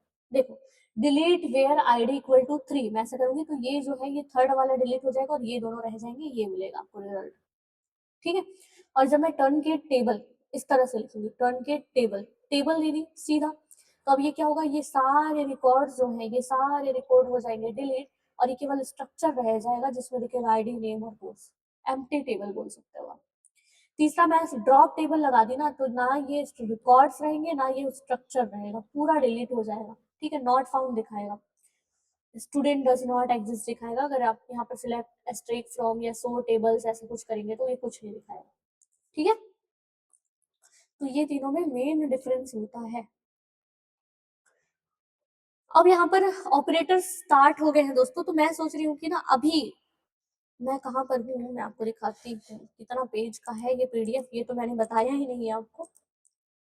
देखो हम अभी ना 66 नंबर के पेज में हैं और टोटल जो है ना यहाँ पर 66, टोटल जो पेजेस हैं वो 149 समथिंग है शायद, 140, 140, ठीक है। और इसमें शायद मैंने लास्ट में एमसीक्यूज वगैरह रख दिए हैं, इस कारण है, मैं अपने पेन पहले बना दिया है, मुझे याद नहीं है। हाँ, तो इसमें वही वाला है, एमसीक्यूज वगैरह नहीं है, केवल यहाँ पर कंटेंट। तो आज तो मैंने इतना कंप्लीट कर दिया है, तो बाकी जो पार्ट बचा हुआ है, अब इधर ना पूरे एसक्यूएल के कमांड्स यूज होने वाले हैं, एसक्यूएल के कमांड्स यूज होने वाले हैं। जितना भी अब मैं आगे पढ़ाऊंगी ना, इसमें पूरा एसक्यूएल कमांड ही आपको दिखेगा, ठीक। तो इसलिए मैं दोस्तों सोच रही हूँ कि मैं इसको अब नेक्स्ट वाली क्लास में कराऊँ, क्योंकि एक क्लास में ये पॉसिबल नहीं है, फिर मुझे ना ये एडिटिंग और ये वो करने में बहुत दिक्कत होगा, क्योंकि मैं सारा काम अकेले ही करती हूँ। मैं कंटेंट भी खुद बनाती हूँ, एडिटिंग भी खुद करती हूँ, अपलोड भी खुद करती हूँ, और सारी चीज मैं खुद ही करती हूँ ना, तो मुझे उतना टाइम नहीं मिलता है, और खुद भी मैं और भी चीजों का प्रिपरेशन कर रही हूँ साथ के साथ, ठीक है। वैसे कई लोग मेरे बारे में जानना भी चाह रहे थे कि मैडम आप क्या करती हैं, आपकी क्वालिफिकेशन क्या है। तो दोस्तों मैं बता दूं कि मैं जो हूँ, मैं असिस्टेंट प्रोफेसर हूँ अभी, ठीक है, गेस्ट में, गवर्नमेंट यूनिवर्सिटी में हूँ मैं, और मैंने नेट क्वालिफाइड किया है 2 बार, हाँ, ठीक है, 2 बार मेरा नेट क्वालिफाइड है, और मेरा बीएड भी कंप्लीट है, बीएड भी मैंने कर दिया है, बाकी सीटेट वगैरह का एग्जाम मैंने दिया है, पता नहीं उसका क्या होगा। तो बस मैंने स्कूल के एग्जाम्स में डाल दी हूँ, मेरा मेन गोल तो असिस्टेंट प्रोफेसर बनने का ही है, लेकिन मुझे पढ़ाना बहुत पसंद है दोस्तों, चाहे वो स्कूल एजुकेशन हो या हायर एजुकेशन है, उससे मुझे मतलब नहीं है, बस मुझे पढ़ाना पसंद है, ठीक है। तो इसलिए ना मुझे लगता है कि अगर मैं किसी का हेल्प कर पाऊँ, मेरे कंटेंट से जितनी मेरी नॉलेज है, अगर मैं किसी के साथ शेयर कर पाऊँ, तो ये चीज़ मुझे अच्छी लगती है। मैं, मेरा एक भाई भी है, वो बहुत टाइम से मुझे बोल रहा था कि मैडम आप प्लीज़, मतलब दीदी आप प्लीज़ हमारे लिए वीडियोज़ बनाओ, है ना? तो उसका, वो मेरा भाई जो अभी बहुत छोटा है, अभी 12th में है ना?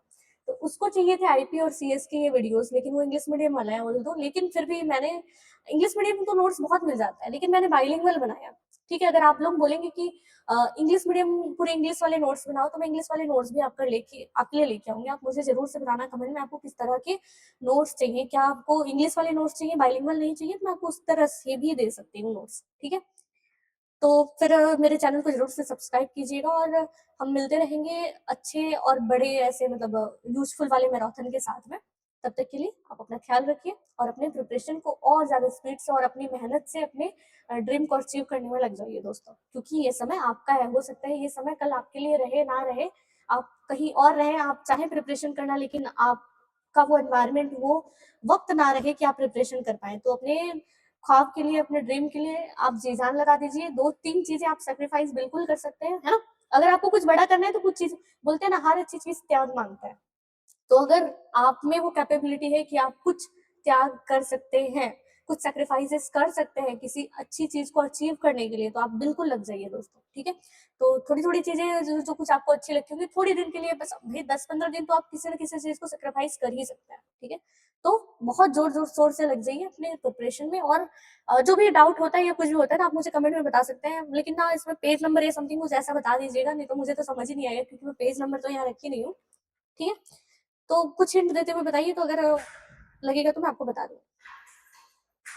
ठीक है दोस्तों, मिलते हैं नेक्स्ट अच्छे वीडियो के साथ में। लेकिन ये जो स्किल और डीबीएमएस है ना, इसका मैं 2 पार्ट में बनाऊँगी, पूरा खत्म करूँगी। ये पार्ट 1 तो आज था, दूसरा पार्ट मैं और 1 आध दिन में, मतलब कल-वल में मैं डाल दूँगी चैनल में। और साथ के साथ, जैसे अगर आपको सीएसए वगैरह का डिटेल में पढ़ना होगा ना, तो मैंने वो चैनल में डाले हुए हैं, आप वो वीडियोज़ देख सकते हैं, पाइथन के मैंने डाले हैं। अब ये वीडियोज़ क्योंकि मैंने डाल दी है ना, मैं सोच रही हूँ इसके मैराथन लास्ट में लाऊँ, ठीक है? क्योंकि इसके नोट्स तो बने-बुनाए हैं, बस मुझे कुछ-कुछ चीज़ें अल्टरेशन करके फिर लगाना है ना? तो अभी चीज़ें मैं ऐसी पढ़ा रही हूँ जो मेरे चैनल में मैंने नहीं पढ़ाया है। जैसे कि इसके बाद मैं सीधे सोसाइटी लॉ और एथिक्स का लेके आऊँगी वीडियो आपके लिए, ठीक है? और उसके बाद फिर एआई टूल्स और इमर्जिंग ट्रेंड्स का लेके आऊँगी। इस तरह से मैं वीडियोज़ लाऊँगी, ठीक है? तो जुड़े रहिए मेरे साथ, तब तक के